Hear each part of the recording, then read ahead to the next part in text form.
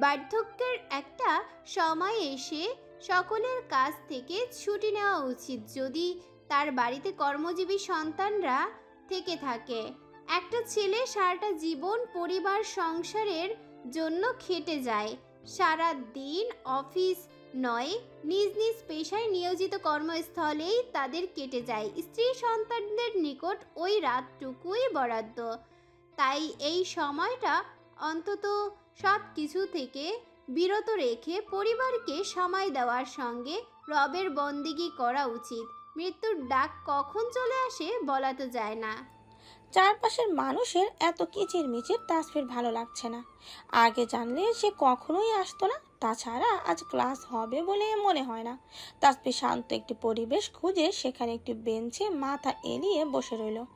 ক্লাসে কারো টিকিটিও দেখা যাচ্ছে না, তাতে সে নিশ্চিত হলো। হঠাৎ সামনে কারো উপস্থিতি বুঝতে পেরে তাসফি মাথা তুলে চাইল। নিস্তব্ধের গম্ভীর মুখখানা অবলোকন করতেই তাসফি চট করে উঠে দাঁড়ালো। এই লোকের জন্য কোথাও বসেও সে শান্তি পাচ্ছে না। ভারী মুশকিল হলো তো।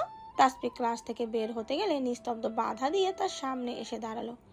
তাসফি তার ডান পাশ থেকে বের হতে গেলে নিস্তব্ধ তার বাম হাত দিয়ে সে স্থান বদ্ধ করে দিল। বাম পাশ দিয়ে বের হতে গেলে নিস্তব্ধ ডান হাত উঁচিয়ে একই কাজ করলো। তাসফি নিস্তব্ধ দিকে বিরক্তি নিয়ে চাইল। নিস্তব্ধ এক ভ্রু উঁচিয়ে চাইল, মুখে বলল, কথা বলবেন না ম্যাডাম? তাসফির নিস্তব্ধ চোখের দিকে তাকিয়ে বাঁকা হাসলো। নিস্তব্ধ হাত ঢিল হয়ে পড়তে তাসফি চট করে পাশ দিয়ে বেরিয়ে গেল। নিস্তব্ধ তার পিছু ডাকলো, এই যে ম্যাডাম শুনুন তো। তাসফি তাকে ভেঙচি কেটে চলে গেল। মনে মনে বাঁকা হেসে বলল, ডাক্তার সাহেব, আপনি যতই এই তাসফিকে ধরতে চেষ্টা করেন না কেন, সে তো এত দ্রুত ধরা দেবে না। প্রশ্নেই আসে না। নিস্তব্ধ শক্ত চোখে তাকিয়ে ঠোঁট কামড়ে বলল, সব সময় আপনার এই ট্রিক্স কাজে লাগবে না মিসেস নিস্তব্ধ হইয়া স্যার। আমার সব দুর্বলতা তো আপনি জানেন না, তবে কি করে তা ক্ষণে ক্ষণে কাজে লাগাবেন শুনি। তবে ব্যাপারটা interesting, I like it. Tasfi আজ বাড়ি ফিরতেই তার দাদি কমলা বেগম আহাজারি শুরু করলেন। তাসফি বিরক্ত হয়ে নিজের ঘরের দ্বার দিল। দাদির এক প্যাচাল শুনতে শুনতে সে অসহ্য। তাসফি ফ্রেশ হয়ে ওয়ার্ডরোবের কাছে গেল। মনটা একটু খারাপ হলেও তার বাবার চিঠিগুলো পড়তে ভীষণ ভালো লাগে।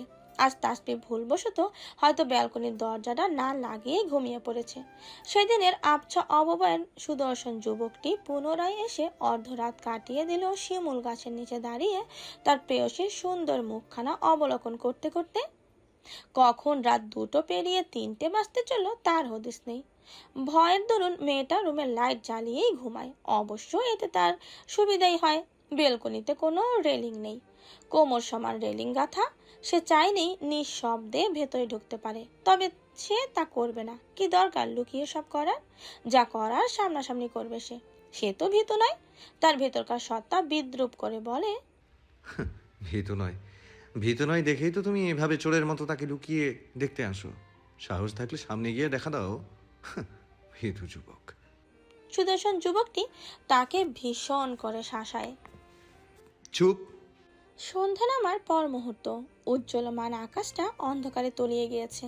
আজ চাঁদ মামার দেখা পাওয়া মনে হচ্ছে খুব বড়ই দুর্বল, কারণ আকাশে মেঘগুচ্ছ করে নিয়েছে তাদের দখলদারি। তাদের দখলদারিতে সময়টা চাঁদ তারার দেখা পাওয়া যেন মানা। নিস্তব্ধ কেবলই ওসমান বিলায় পা রেখে নিজের রুমে যাওয়া তাগিদে কদম বাড়াচ্ছিল। তাতে ব্যাগরা দিলেন অনিমা বেগম। দাঁড়াও। নিস্তব্ধ ভ্রু কুঁচকে দাঁড়িয়ে পড়ল, বলল, যা বলার দ্রুত বলো মা। অনিমা বেগম নিলিপ্ত কণ্ঠে শুধালেন, তোমার বাবা তোমার রুমে ডিভোর্সের পেপার রেখে এসেছে, সাবধানে তাতে সাইন করে তাসফির কাছে পাঠিয়ে দিও। নিস্তব্ধ এগিয়ে গিয়ে পেছন থেকে মাকে আলতু জড়িয়ে ধরল। বাঁকা হেসে বলল, কিন্তু আমি তো আমার বউকে ডিভোর্স দেবো না মা, তোমাদের তো আগেই বলেছি। সো কোথাও সাইন করারও প্রশ্নই উঠছে না। অনিমা বেগম ছেলেকে নিজের থেকে ছাড়িয়ে শক্ত কণ্ঠে বললেন, তুমি কি ভেবেছো তোমার কথা মতো সব হবে?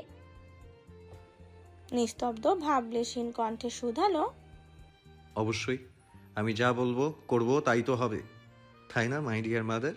আফটার অল বউটা তো আমার।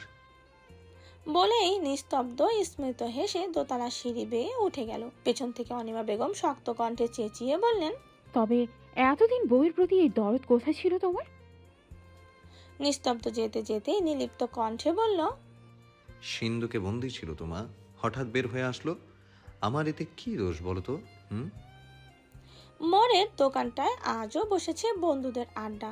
সৃজন কৌতুক করে বলল, তাহলে আমাদের নিস্তব্ধ বাবুকেও বুঝি এখন কেউ রিজেক্ট করার সাহস রাখে? অনুভূতি কেমন বলতো বন্ধু? নিস্তব্ধ বাঁকা হেসে বলল, কেউ নয়, only one person, and she is my wife. Srijan আবারও উপহাস করে মুখ দিয়ে আফসোসের সুর তুলে বলল, এখনো বউয়ের সাথে বাসরটাও সারতে পারলি না দোস্ত, তার আগেই তোকে রিজেক্ট করলো। ইস, কলিজায় লাগে রে বন্ধু। এই আমাকেই দেখ না, এক বাচ্চার বাপ, কি যে মজা রে ভাই। নিস্তব্ধ এবারে চোখ পাকিয়ে তাকালো ওর দিকে। সৃজন এবারে গম্ভীর কণ্ঠে বলল, ওকে ওকে, বাট তুমি কি এখনো বলতে চাও বউয়ের প্রতি তোমার মনে কোনো প্রেম নেই? বলো। নিস্তব্ধ বাঁকা হাসলো সৃজনের প্রশ্নে। উত্তর না দেওয়ায় সৃজন নিস্তব্ধের চোয়ালে বরাবর মারলো এক ঘুষি। নিস্তব্ধ তার পরেও হাসছে। মাহিন দাঁত কিরমির করে বলল, শালার হাসির বেড়া মুড়ছে। এই সুজন, ওর একটা প্রেসক্রিপশন লিখে দিস তো। সুজন সিগারেটের ধোঁয়া শূন্য মিলিয়ে দিতে দিতে নিস্তব্ধের উদ্দেশ্যে আরেকটি সিগারেট এগিয়ে দিতে দিতে বলল, বুঝলাম, নাও বন্ধু সিগারেট খাও, নাও নাও। নিস্তব্ধ বিরক্তির স্বরে বলল, খাই না। সুজন আহাজারি করে বলল, সে কি কি বলেন গুরুজি? সেদিন একটানা এক প্যাকেট সিগারেট নিজে শেষ করেছেন আপনি, এখন বলছেন আপনি সিগারেট খান না? এটা তো বিশ্বাসযোগ্য নয় গুরুজি। নিস্তব্ধ সুজনকে মুচকি হেসে তাকালো। আস্তে আস্তে এগিয়ে আসতে লাগলো। সুজন বুঝতে পারলো এই মুচকির হাসির লক্ষণ বেশি ভালো নয়। কি ব্যাপার ভাই, তুই আমার দিকে এভাবে এগিয়ে আসছিস কেন? আমি কিন্তু তোর বউ না। সো কন্ট্রোল ইয়োর সেলফ দোস্ত। বাকিটা সুজনের বলা হলো না। নিস্তব্ধ সুজনের পিঠে দিল এক থাবা। সৃজন আর মাহিন সুজনের অবস্থা দেখে কুটি কুটি হাসতে লাগলো। তখন বোধ হয় ঘড়ির সময় একটার বেশি। নিস্তব্ধ নিকষ কালো অন্ধকার রাত, চারিদিকে ঝিঁচি পোকার ডাক। কোথাও হঠাৎ হঠাৎ হঠাৎ পচা ডোবার ব্যাঙ ডাকছে তার নিজস্ব ভাষায়। দীর্ঘ ওটি শেষে নিস্তব্ধ ক্লান্ত ভঙ্গিতে বাসায় পৌঁছে নিজ রুমে ঢুকলো। বন্ধুদের আড্ডার মাঝেই ফোন এসেছিল হসপিটাল থেকে। নিস্তব্ধ রুমে ঢুকে চারিপাশে তাকালো। কেমন জনমানবহীন রুমটা উত্তপ্ত মরুভূমির ন্যায় খাকা করছে। নেই আগের মতো কোনো চঞ্চলতার ছোঁয়া, নেই কোনো হাসির উৎস, নেই তার ঝগড়া করার সঙ্গী। রুমটা কেমন হাহাকার করছে তার একমাত্র বউয়ের না থাকার বেদনায়। বউ ছাড়া এই কদিন তার জীবনটা কেমন পানসে পানির মতো লাগছে।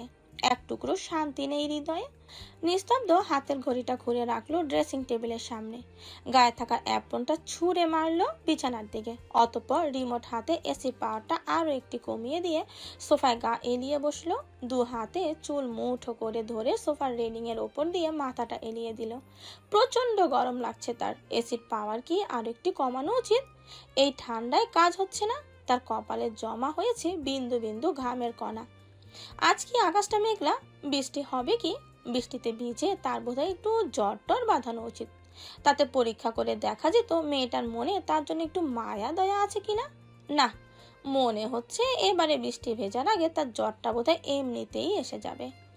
উঠে তোয়ালে নিয়ে নিস্তব্ধ চলল ওয়াশরুমের দিকে। ঝর্ণা দিয়ে ঝিরিঝিরি পানির ফোঁটা তার গাল চোয়াল বেয়ে নিচে পড়ছে ছন্দের গতিতে। নিস্তব্ধ আয়নার দিকে তাকালো। পেশিবহুল হাত, সুগঠিত বক্ষ, মসৃণ উদর, কোনো কিছুই কি মেয়েটা চোখে বাঁধে না? নিজের সৌন্দর্য দেখে তার নিজেরই হিংসে হয়। এই সুন্দর রূপ যৌবন দেখে কি মেয়েটার মনটা একটু গলে না? তার ভেতরকার সত্তা তাকে বিদ্রুপ করে বলে, তুমি কি মেয়েটার গোলগাল ফোলা ফোলা মুখশ্রী, সরু চিকন নাক, স্ট্রবেরির মতো চোখ জোড়া বাঁকানো সুঠোল কমর, রমণীর অপরূপ সৌন্দর্য দেখে তার প্রেমে মত্ত হওনি? নিস্তব্ধ বাঁকা হাসে। তার ভেতরকার সত্তা আবারও বিরক্তির স্বরে বলে ওঠে, কি হলো, জবাব দাও। তুমি কি তার প্রেমে মত্ত হওনি? নিস্তব্ধ তার পুরো ঠোঁট জোড়া নাড়িয়ে ফিস ফিস করে জবাব দেয়। হতেও পারি, কিছুই তো অসম্ভব নয়। তার ভেতরকার সত্তা রাগে চির বিরিয়ে উঠে বলে, তার মানে তুমি আমায় এখনো শিওর করবে না, তাই তো? আচ্ছা, তোমার সমস্যাটা কোথায় বলো তো? গাছেরও খাও, তলারও কুড়াতে চাও। এই আমায় ধোঁয়াশায় রেখে তুমি কি পাও বলো তো? নিস্তব্ধ হেসে ঠোঁট নাড়িয়ে ফিসফিস করে বলে, আনন্দ পাই। তুমি খুবই ইন্টারেস্টিং একটা পার্ট, বুঝলে? কিছু চমৎকার অনুভূতি কি সহজে স্বীকার করা যায় বলো তো? স্বীকারোক্তির জন্য দরকার যোগ্য ব্যক্তির সঙ্গে সঠিক সময় ও স্থান। সেই সময় এলে ঠিক তুমি ধোঁয়াশা মুক্ত হবে, আর তা মনে হয় খুব শীঘ্রই। বিছানায় গিয়ে নিস্তব্ধ তার বউয়ের ওড়না খানায় গ্রান নিয়ে চোখ বুঝলো। আবেশে তার চোখে ঘুম ধরা দিল। ভোর তখন 6টা। পাখির হালকা কিচিরমিচির চারপাশে। সূর্যিমামা পূর্ব আকাশে উকি দিয়েছে কিছুক্ষণ আগে। ফোনের রিংটোনে কিছুক্ষণের তন্দ্রা ছন্ন হলো তার। বিরক্তি নিয়ে ফোন তুলতেই ওপাশ থেকে শুনতে পেল এক ভরাট পুরুষালী কণ্ঠস্বর। গুড মর্নিং মিস বাসন্তী। হঠাৎ এমন আপনি সম্মেলন আবার না, পুরোপুরি ঘুম ছুটে গেল তার। চোখ পিটপিট করে উঠে বসলো সে। কিছু সেকেন্ড মস্তিষ্ক খাটিয়ে চেনার চেষ্টা করলো কণ্ঠের মালিককে। অতঃপর ভ্রুযুগল কুঁচকে ও পাশের করা শুভ বার্তার জবাব না দিয়ে উল্টো প্রশ্ন করলো, তুমি আমার ফোন নম্বর কোথায় পেলে? মাহিন দুষ্ট স্বরে বলল, আপনার কাছে এই মানব তো নম্বরখানা চেয়েছিল, কিন্তু আপনি তো দিলেন না। তাই ফোনের মালিক নিজেই বহু কসরত করে নম্বরখানা জোগাড় করলো।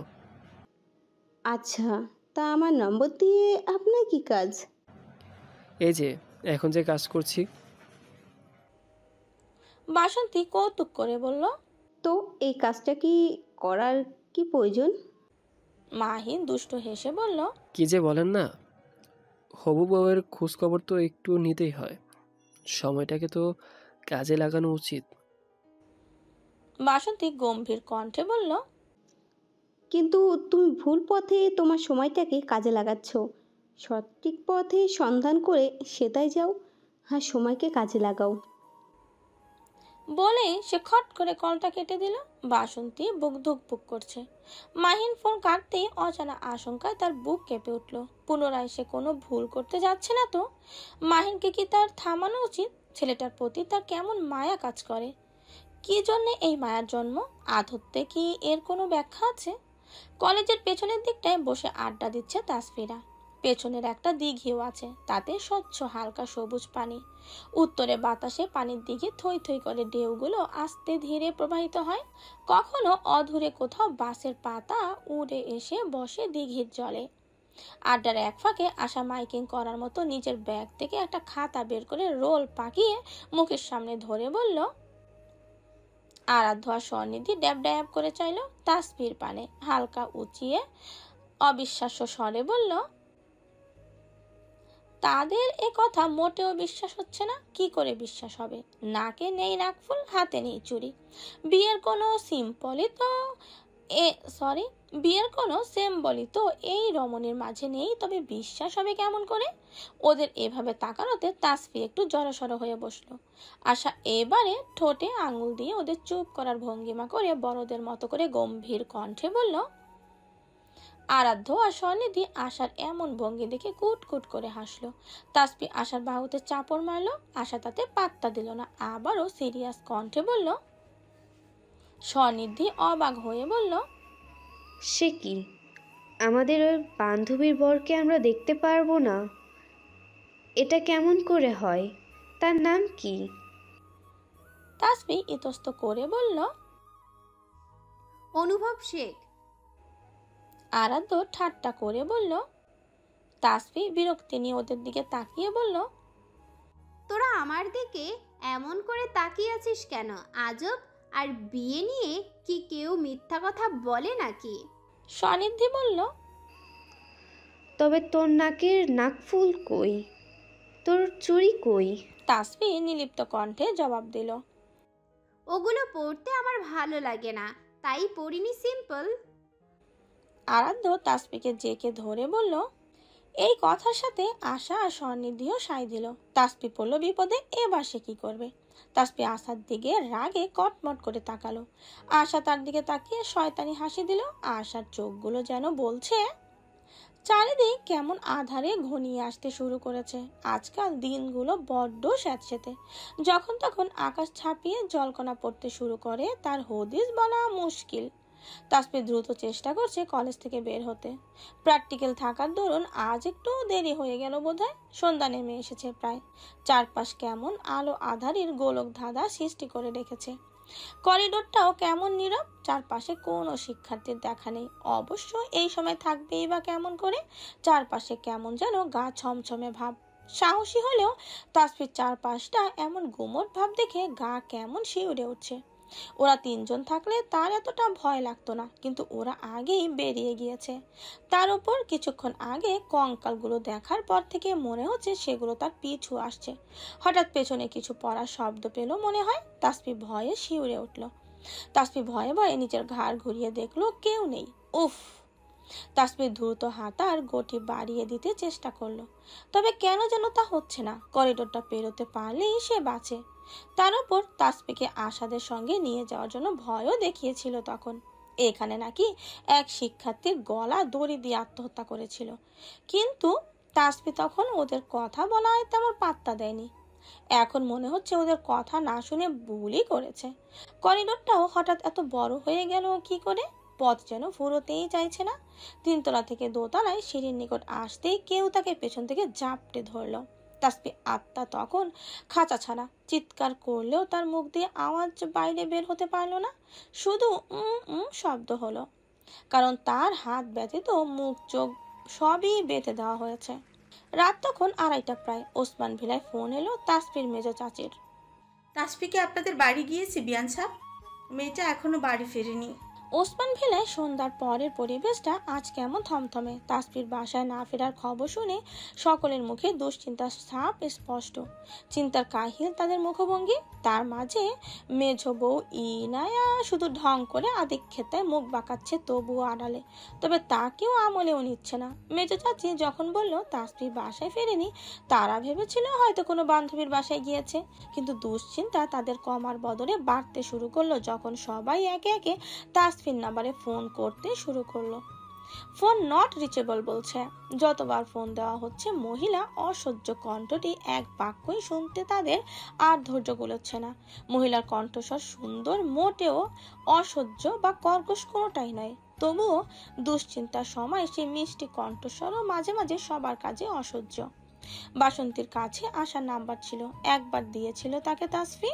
সে দ্রুত ফোন লাগালো তাকে। প্রথমে আশা বাসন্তীকে চিনতে পারলো না, তাসফির ননদ বলে বুঝতে পারলো। সেদিন তাসফিদের বাসায় দেখেছিল সে বাসন্তীকে।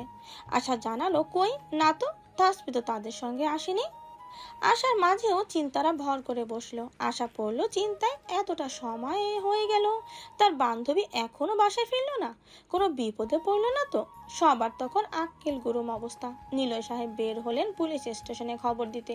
কি করবে, কোথায় খুঁজবে তারা ভাবতে পারলো না।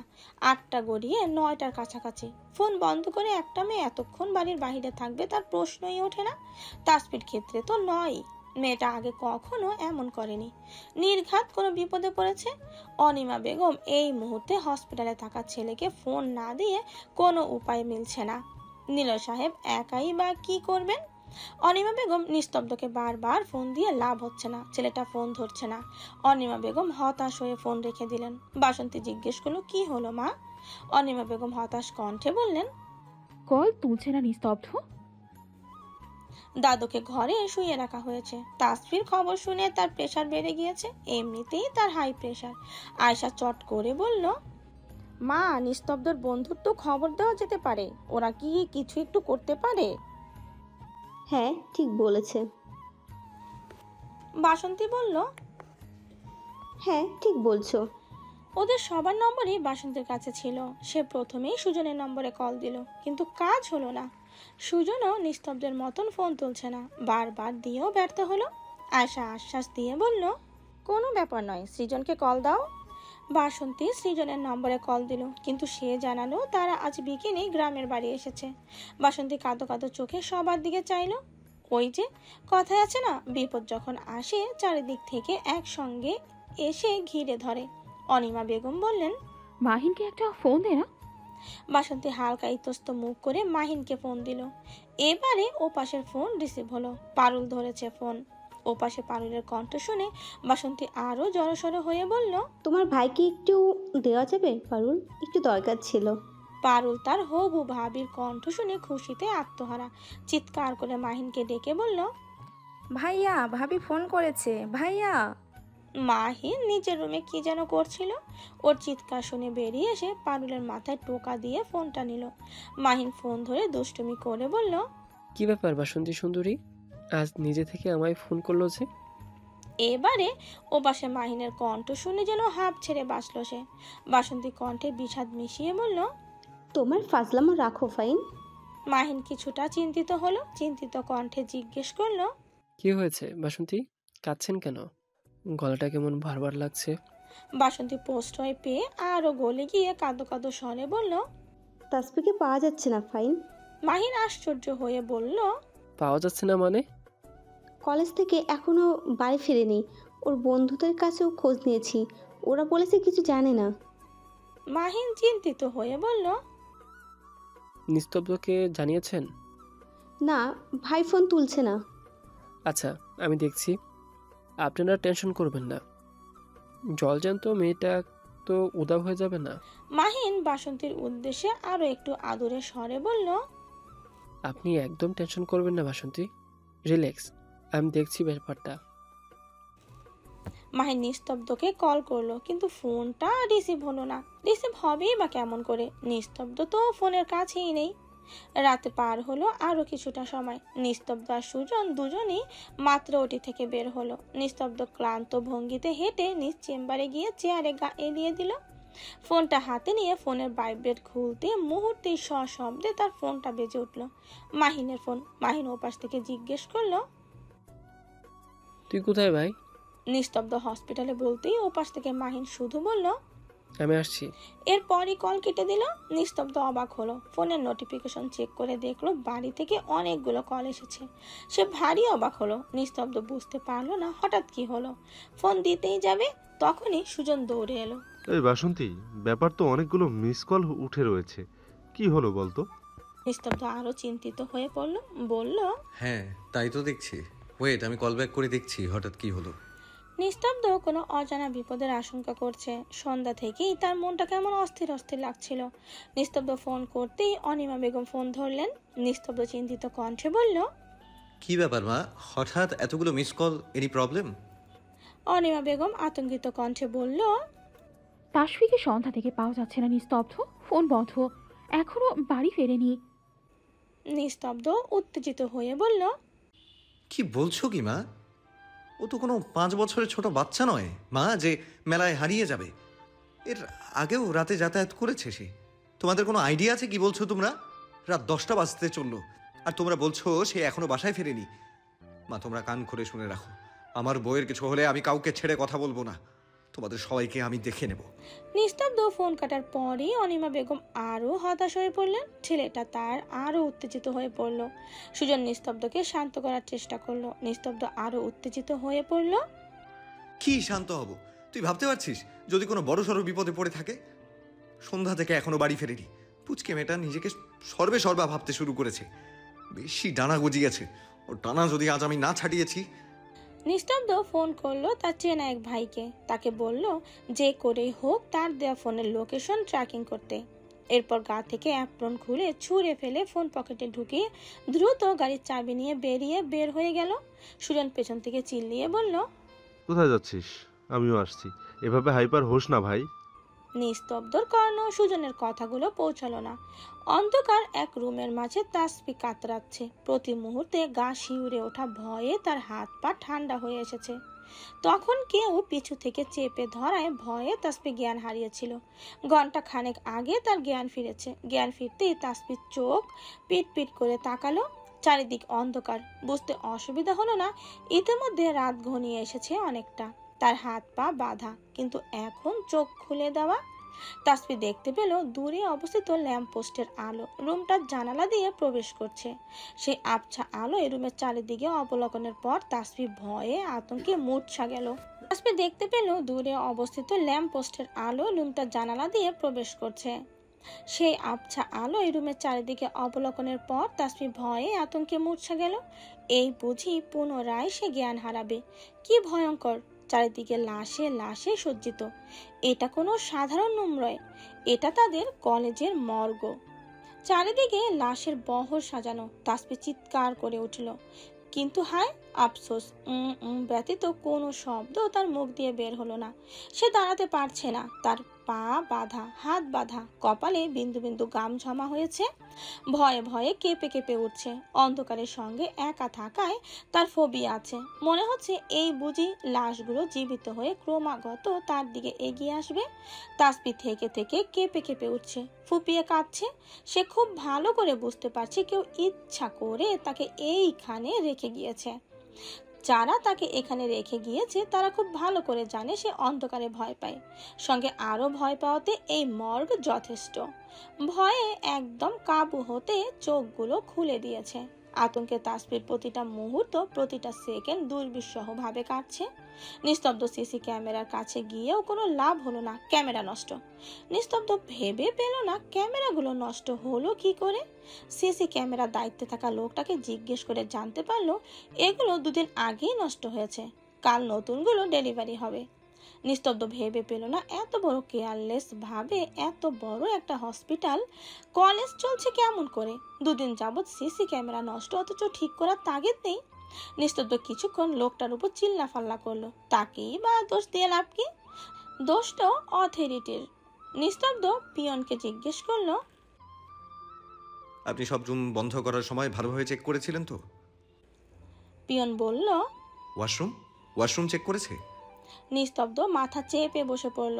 নিস্তব্ধ নিজেকে এখন একটা অপদার্থ মনে হচ্ছে। নিস্তব্ধর ফোন বেজে উঠল। সুজনকে ইশারা করে তাকে ধরতে বলল, আর কিছুই ভালো লাগছে না। ফোনের লোকেশন ট্র্যাক করা হয়েছে। ততক্ষণে মাহিনও চলে এসেছে কলেজে। লোকেশন জেনে নিস্তব্ধ ছুটল গাড়ির দিকে। এবার হয়তো বউয়ের খোঁজ পাবে, নিস্তব্ধ এই আশায়। নিস্তব্ধের সঙ্গে সুজন আর মাহিনও এলো।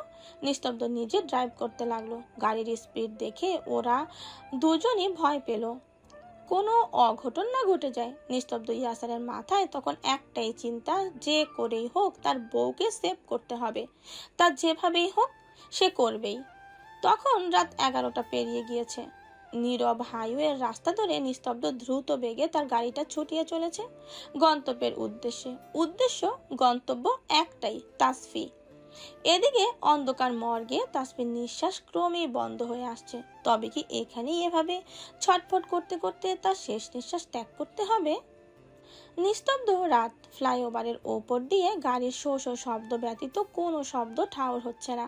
এই রাস্তার চারিধারে ল্যাম্পপোস্টের আলোগুলো না থাকলে রাতের শহরটা মনে হতো কোনো ভূতুড়ে ভাসভবন। লোকেশন অনুযায়ী নিস্তব্ধ গাড়ি এসে থামলো একটি শপিং মলের সামনে। ওরা দ্রুত সবাই গাড়ি থেকে বের হলো। নিস্তব্ধ আশেপাশে খুঁজতে লাগলো। সুজন চেঁচিয়ে বলে উঠল, দোস্ত, লোকেশন তো মনে হচ্ছে ওই ডাস্টবিনের পাশে দেখাচ্ছে। নিস্তব্ধ দৌড়ে সেখানে গেল। সত্যি ফোনটা ডাস্টবিনের পাশেই পড়ে আছে। নিস্তব্ধ তা হাতে ধরলো। ফোনটা এভাবে নোংরার ভিতরে রাস্তার মাঝে কি করে পড়ে থাকতে পারে? আশ্চর্য। সুজন বলল, এটা কোনো সংকেত নয় তো তাসফির? হতেও পারে যদি কিডন্যাপ হয়ে থাকে। তবে প্রমাণের জন্য তাসফি ওর জিনিসপত্র ফেলে যেতেই পারে। নিস্তব্ধ আর মাহিন মাথা দুলিয়ে 3 জন আবারও গাড়িতে চড়ে বসলো। ঝড়ের গতিতে নিস্তব্ধ গাড়ি চালিয়ে চললো, কিন্তু লাভের লাভ কিছুই হলো না। এদিকে যত দূর চোখ হাইওয়ের রাস্তা, পাশে কোনো বাড়িঘরে ছিটে ফোটাও নেই। আর না তো তাসফির ব্যবহৃত অন্য সব জিনিসপত্র। নিস্তব্ধ মনে প্রাণে চাইছে তার বউ যেখানেই যেন সেফ থাকে। ওরা বুঝলো না কি করবে। নিস্তব্ধ গাড়ি থামিয়ে দিল। মাথা ফেটে যাচ্ছে তার চিন্তায়। মেয়েটা কদিনই তার হাড় মাংস এক করে ফেলছে। এই রকম চলতে থাকলে সে নিশ্চিত জিন্দা লাশ হয়ে যাবে, তাতে কোনো সন্দেহ নেই। নিস্তব্ধ গাড়ির স্টিয়ারিংয়ে মাথা ঠেকিয়ে রাখলো কিছু সময়। হঠাৎ কিছু মনে পড়তেই নিস্তব্ধ আবারও গাড়ি ঘুরিয়ে নিল। মাহিন বলে উঠল, কিরে, গাড়ি ঘুরালি কেন? নিস্তব্ধ জবাব দিল না। তখন মাহিনের ফোনে আবারও কল এলো বাসন্তীর। চিন্তিত কণ্ঠে বলল, খোঁজ পেলে? মাহিন হতাশ কণ্ঠে জবাব দিল, না, তবে চিন্তা করবেন না, অবশ্যই পাবো, আমরা খুঁজছি। তখন রাত প্রায় 12টার কাছাকাছি। ওসমান বিলায় সবাই জাগ্রত, কারো চোখে ঘুম নেই। এই অবস্থায় কারোই বা ঘুম আসবে? অন্ধকার মর্গে হাত পা বাঁধা অবস্থায় বসে তাসফি বড় বড় নিঃশ্বাস নিচ্ছে। মনে হচ্ছে লাশগুলো ক্রমেই তার দিকে এগিয়ে আসছে। তার ধারা বোধ হয় তার চোখ দুটো খুলে রাখা সম্ভব নয়। তবে কি এখানেই তার জীবনের শেষ নিঃশ্বাসটুকু ত্যাগ করতে হবে? আর বুঝি তার ডাক্তার সাহেবের রাগে মুখখানা দেখার সৌভাগ্য হবে না? শাশুড়ি মায়ের আদুরে ধমক খাওয়া হবে না? আয়েশা ভাবি আর বাসন্তী আপার হাস্যকর কথা শোনা হবে না?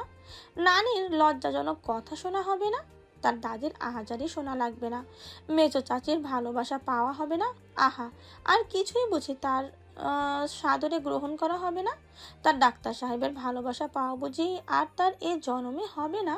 আচ্ছা, পরবর্তী জন্মে কি সে পাবে অহংকারী পুরুষটার ভালোবাসা? কি নিষ্ঠুর প্রকৃতি! তার ভাগ্যের উপরেই কেন সর্বক্ষেত্রে এই বিপদগুলো খণ্ডিত হয়েছে? প্রথমে মা, তারপর বাবা, আর এখন তার ডাক্তার সাহেব। এত যন্ত্রণা ভোগ করার চেয়ে বিপরীত মৃত্যুই কি তার জন্য বেছে নেওয়া উত্তম পন্থা নয়? বাবা তো বলেছে উত্তম পন্থা বেছে নিতে। এত এত কষ্টের চেয়ে মৃত্যুই কি যোগ্য উপায় নয়? একবারে মৃত্যুবরণ করলে তো আর তার এই শারীরিক মানসিক কোনো কষ্টই তাকে ভোগ করতে হতো না। ইস! নিস্তব্ধ গাড়ি এসে থামালে পুনরায় প্যাশন মেডিকেল কলেজের সামনে। দ্রুত সিট বেল্ট খুলে নেমে এলো।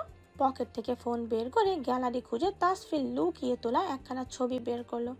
গেটে থাকা দারোয়ানের কাছে এগিয়ে গেল তটস্থ কদমে। চাচাকে ছবি দেখিয়ে বলল, চাচা খুব মনোযোগ দিয়ে ভেবে তারপর বলুন, বিকেল থেকে এই পর্যন্ত এই মেয়েটাকে কি গেটের বাইরে যেতে দেখেছেন? দারোয়ান চাচা চিন্তিত মুখভঙ্গিতে বলল। নিস্তব্ধ আরো জোর দিয়ে বলল, বিকেল থেকে খুব কম শিক্ষার্থী যাওয়া আসা করে। ভালো করে মনে করুন চাচা, আমার জীবন মরণের প্রশ্ন চাচা, এখন আপনি শেষ ভরসা। দারোয়ান চাচা একটু চিন্তিত হয়ে পড়ল। ডাক্তার সাহেবের জীবন মরণের প্রশ্ন? কে এই রমণী যার জন্য এত বড় একজন ডাক্তার জীবন মরণের প্রশ্ন? সে চেনে এই ডাক্তারকে। অনেক ভালো মানুষ। হসপিটালের খরচ ব্যতীত কদিন আগে তার এক আত্মীয়র ওটি করেছিলেন নিজের ফিস না নিয়েই। তারা গরিব ছিল। আজকাল এমন বড় ডাক্তার গো উধার মন তো খুঁজেই পাওয়া যায় না। তা খুবই দুর্লভ। দারোয়ান চাচা কিছুক্ষণ ভেবে বলল।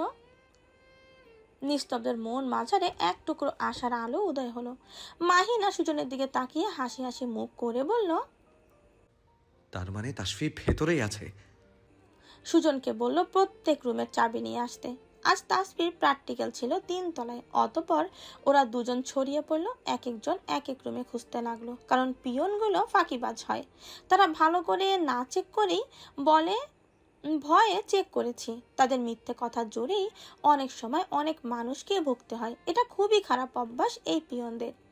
নিস্তব্ধ সুজন মাহিন প্রত্যেকটা রুম তন্ন তন্ন করে খুঁজতে লাগলো, কিন্তু তাসফির দেখা নেই। নিস্তব্ধ যে মনোবল নিয়ে কলেজের ভেতরে প্রবেশ করেছিল, প্রত্যেকটা রুম খোঁজার পরেও তাসফিকে না পেয়ে সেই মনোবলটুকু হারাতে শুরু করেছে।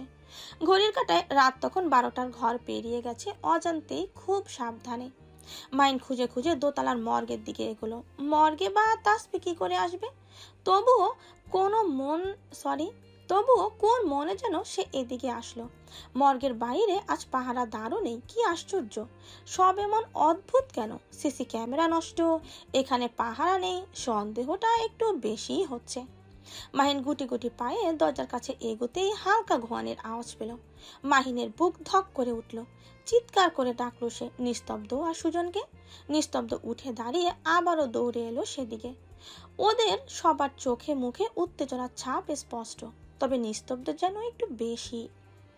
সুজনের চাবি দিয়ে রুম খোলা দেরি করা নিস্তব্ধের পছন্দ হলো না। সে নিজে সুজনের থেকে চাবি কেড়ে নিয়ে কাপা কাপা হাতে তালা খুলতে লাগলো। তবে কাপা হাতে খুলতে গিয়ে সুজনের থেকে তারই সময় বেশি লাগছে। তবুও ওরা কিছু বলল না। বন্ধুর মনের অবস্থা তারা খুব ভালো করে ঠাউর করতে পারছে। রুম খুলে ভেতরে ঢুকে পড়লো ওলা। সুজন সঙ্গে সঙ্গে চেনা থাকায় সুইচ বোর্ড খুঁজে লাইট জ্বালিয়ে দিল। অন্ধকার মর্গ আলোকিত হয়ে উঠল সাদা আলোয়। পাশে তাকাতেই নিস্তব্ধ থমকে গেল। চোখ মুখ বিধ্বস্ত অবস্থায় তাসফি পড়ে রয়েছে ফ্লোরে। তার মুখ হাত পা বাঁধা। নিস্তব্ধ আর এক মুহূর্ত দেরি করলো না। সেকেন্ডের মাঝে ঝড়ের গতিকে দৌড়ে গিয়ে ঝাপটে জড়িয়ে ধরল তার প্রিয়তমা অর্ধাঙ্গিনীকে। কাঁপা কাঁপা হাতে তাসফির মুখের কাপড় সরিয়ে দিল, চোখে মুখে অজস্র চুম্বন করলো তার পুরুষালী ওষ্ঠধয়ের সমিত।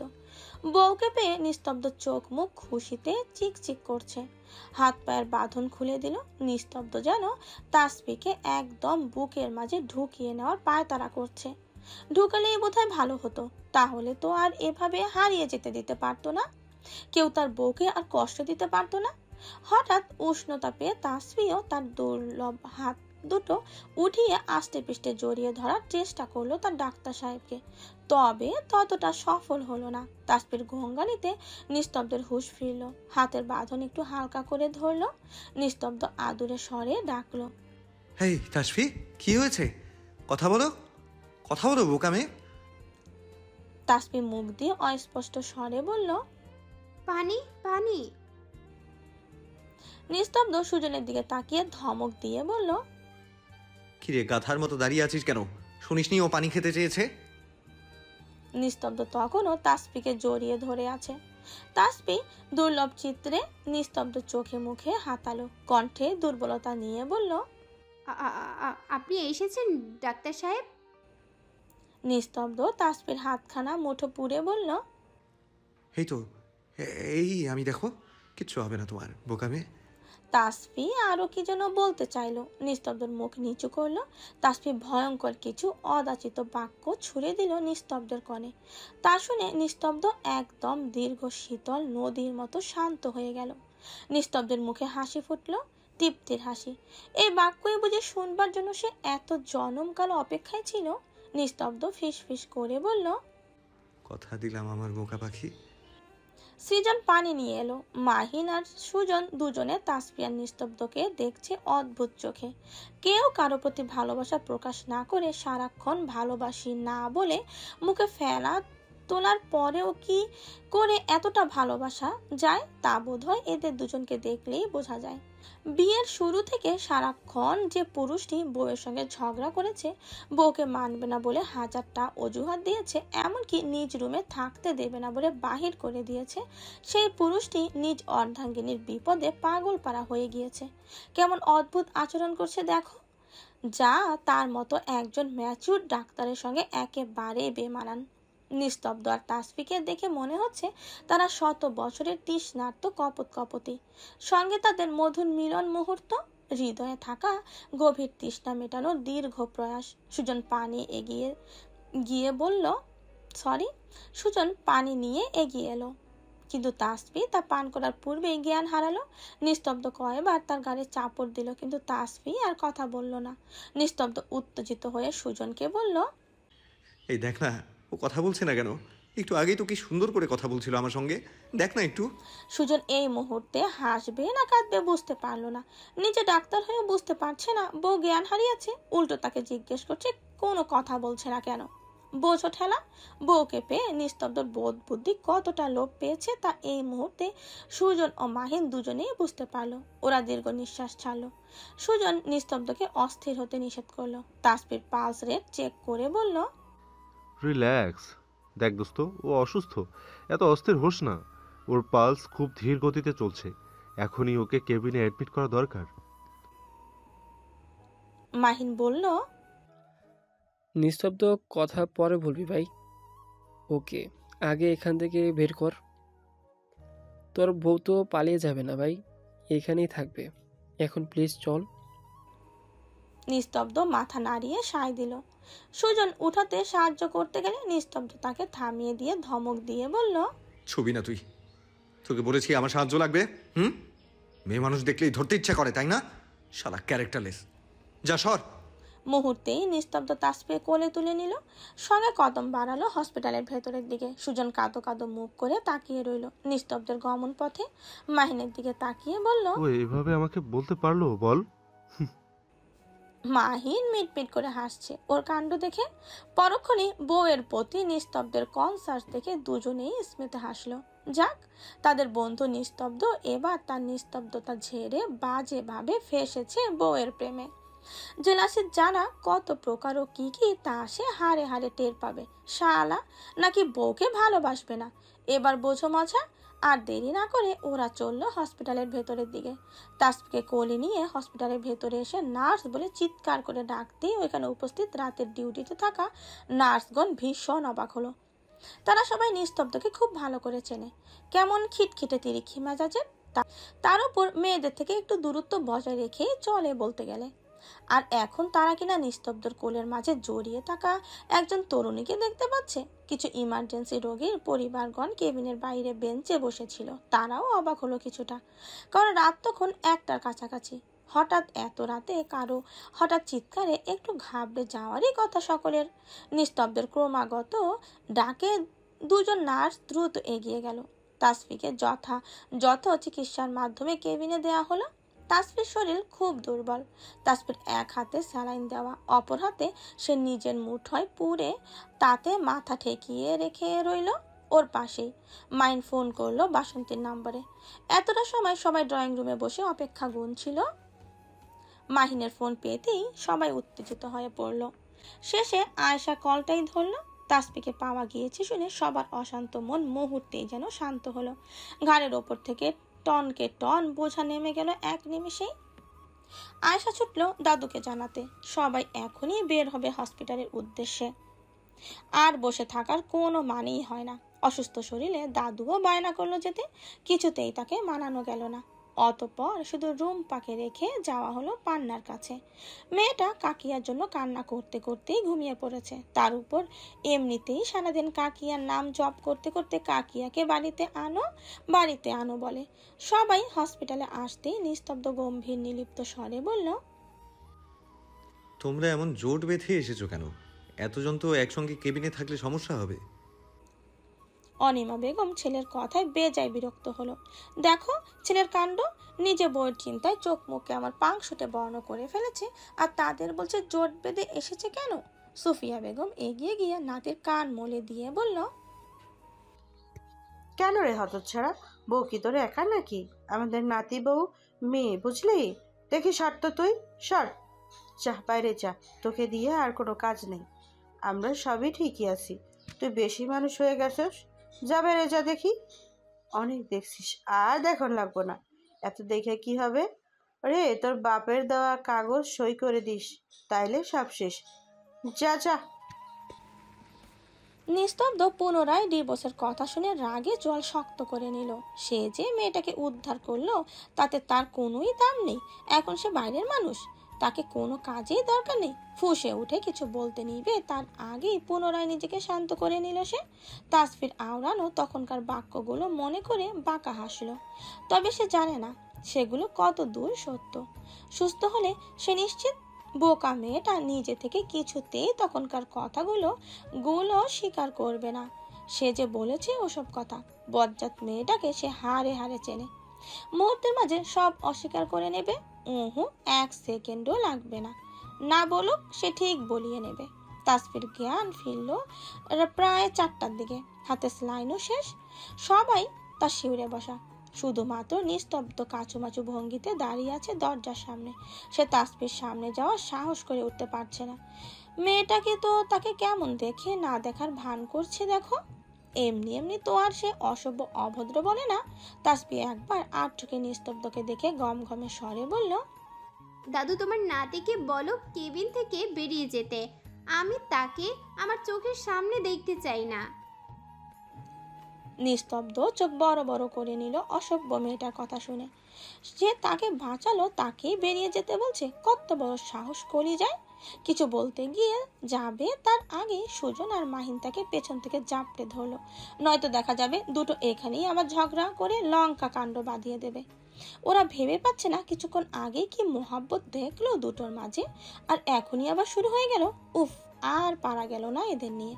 মাহিন সায় দিয়ে বলল, হ্যাঁ ভাই চল, তোর এখন রেস্ট দরকার, একটু ফ্রেশ হয়ে নে, তারপর আবার আসবি চল। নিস্তব্ধ আর কোনো কথা না বলে উত্তর না দিয়ে ওদের ছাড়িয়ে নিজে থেকেই হন হন করে হেঁটে চললো নিজের চেম্বারে। সারা রাত ধকলের ক্লান্তিতে নিস্তব্ধ ফ্রেশ হয়ে চেয়ারে বসে চোখ বুঝতেই কখন ঘুমিয়ে পড়লো বুঝতেও পারলো না। নিস্তব্ধ যখন চোখ খুললো ঘড়িতে তখন 8টা বাজছে। সে চট করে উঠে দাঁড়ালো। এতটা সময় কখন ঘুমালো ও? দ্রুত তাসফির কেবিনের নিকট পৌঁছালো। দরজা খুলতে যা দেখলো তাতে তার চোখ মুখ লাল হতে শুরু করলো। নিস্তব্ধ রাগে চোয়াল শক্ত হয়ে চেয়ে রইল তাসফি ব্যতীত খালি কেবিনের দিকে। রাগে চির বেরিয়ে শক্ত কণ্ঠে বলল, আমার বউ কোথায়? অনিমা বেগম নির্লিপ্ত কণ্ঠে বলল, চলে গেছে মানে? বাসন্তী এবার বিরক্ত হলো। উফ, চলে গেছে মানে চলে গেছে ভাই, তার বাড়িতে চলে গেছে। এত প্রশ্ন কেন করছিস ভাই? দেখছিস না গুরুত্বপূর্ণ আলাপ করছি। নিস্তব্ধ ঝাড়ি মেরে চোয়াল শক্ত করে বলল, সে চলে গেছে তো তোরা এখানে বসে থেকে কি করছিস? লুডো খেলছিস? কীর্তন হচ্ছে এখানে? সার্কাস চলছে? তোরাও পাজি মেয়েটার সঙ্গে ব্যাগ বুকছা গুছিয়ে তার সাথেই চলে গেলেই পারতিস। অসভ্য মেয়েটা তার জীবনটা তেনা তেনা করে তবেই ছাড়বে। সে যা দেখছে। আবারও চিৎকার করে বলল, তোমরা এতটা অকৃতজ্ঞ কি করে বলো তো? ও অসুস্থ কি করে যেতে দিলে? আয়েশা নির্লিপ্ত কণ্ঠে টিপ্পনি কেটে বলল, দেওরজি, তোমার বউ কোনো ছোট বাচ্চা নয় যে আমাদের কথা শুনে বসতে বললে বসবে আর চলতে বললে চলবে। তার ইচ্ছে হয়েছে তাই গিয়েছে, সিম্পল। এই সিম্পল কথা বুঝতে পারছো না আমার দেওরজি? আহারে বেচারা। কলেজের পরিবেশ আজ ভীষণ গরম। তারই ইঙ্গিত পেয়ে গেট দিয়ে সকল শিক্ষার্থী প্রতিদিনের নয় হুলস্থুল বাদিয়ে ঢোকার সাহস পাচ্ছে না। চুপচাপ স্বল্প কদম হেঁটে যাচ্ছে। আজ বোধহয় ক্লাস হওয়ার সম্ভাবনা খুবই ক্ষীণ। চারপাশে সকলের চুপি চুপি ফিসফাস ধ্বনি। 11টায় মিটিং ডাকা হয়েছে। কলেজের অধ্যয়নরত সকল শিক্ষককেই সেখানে থাকার নির্দেশ দেওয়া হয়েছে। কারো কারো মুখ থেকে মিটিং এর কোনো কারণ টুকরো টুকরো বের হয়ে আসছে। কেউ বলছে কাল নাকি মর্গে এক শিক্ষার্থীকে হাত পা মুখ বেঁধে বেঁধে রাখা হয়েছিল, তাও আবার কোথায়? মর্গে। সেটা শুনে সব শিক্ষার্থী শিউরে উঠেছে। মেডিকেল শিক্ষার্থীদের জন্য মর্গ একটি আতঙ্কের স্থান, আর সেখানেই কিনা কাউকে বেঁধে রাখা হয়েছিল, তাও অর্ধরাত পর্যন্ত সেই শিক্ষার্থী ছিল সেখানে। আদতেও সেই শিক্ষার্থী এখন পর্যন্ত বেঁচে আছে তো? সকলের মনেই তখন প্রবল সংখ্যা। আতঙ্কে সবাই হাঁসফাঁস করছে। কেউ বলছে কাকে আটকে রাখা হয়েছিল বলো তো, সে ছেলে নাকি মেয়ে? কেউ বলছে মেয়ে, তো কেউ বলছে ছেলে। কেউ বলছে সে কোথায় আছে এখন, আবার কেউ বলছে হসপিটালেই ভর্তি। সর্বোপরি সবাই ভীষণ কনফিউশনে ভুগছে। আর যারা এই কাজ করেছে তাদের কঠোর শাস্তি দেওয়া হবে খুঁজে বের করে, তাই তারা আরো আতঙ্কে আছে। কেউ বলছে এই চল না দেখে আসি মেয়েটা কে হতে পারে। কেউ শত্রুরা ছিল তার সাথে কারো, মানে তাসফিকে আটকে রাখার খবর দা বা নলের মতো পুরো কলেজের সকলের নিকট পৌঁছে গিয়েছে। অনেকেই আবার দারোয়ানের কাছ থেকে জানতে পেরেছে নিস্তব্ধ নাকি নিজে সারাটাক্ষণ পাগলের মতো এদিক ওদিক খুঁজে খুঁজে তবে বের করেছে। ডক্টর নিস্তব্ধ ইয়াসার নাকি বলেছে মেয়েটাকে না পাওয়া তার জীবন মরণের প্রশ্ন। তা শুনে শিক্ষার্থীরা আরো কৌতূহল হয়ে উঠেছে। সে তাদের এমন একজন ইন্ট্রোভার্ট এটিটিউডওয়ালা গম্ভীর স্যারের একজন মেয়ের জন্য জীবন মরণের প্রশ্ন। ভীষণ আশ্চর্যজনক কথাবার্তা। ঘটনা কি আসলেই সত্য? কতটুকু সত্য? আর সত্য হলে কেই বা সেই সৌভাগ্যবতী রমণী যার জন্য তাদের গম্ভীর স্যার পাগল পাড়া হয়ে গিয়েছিল?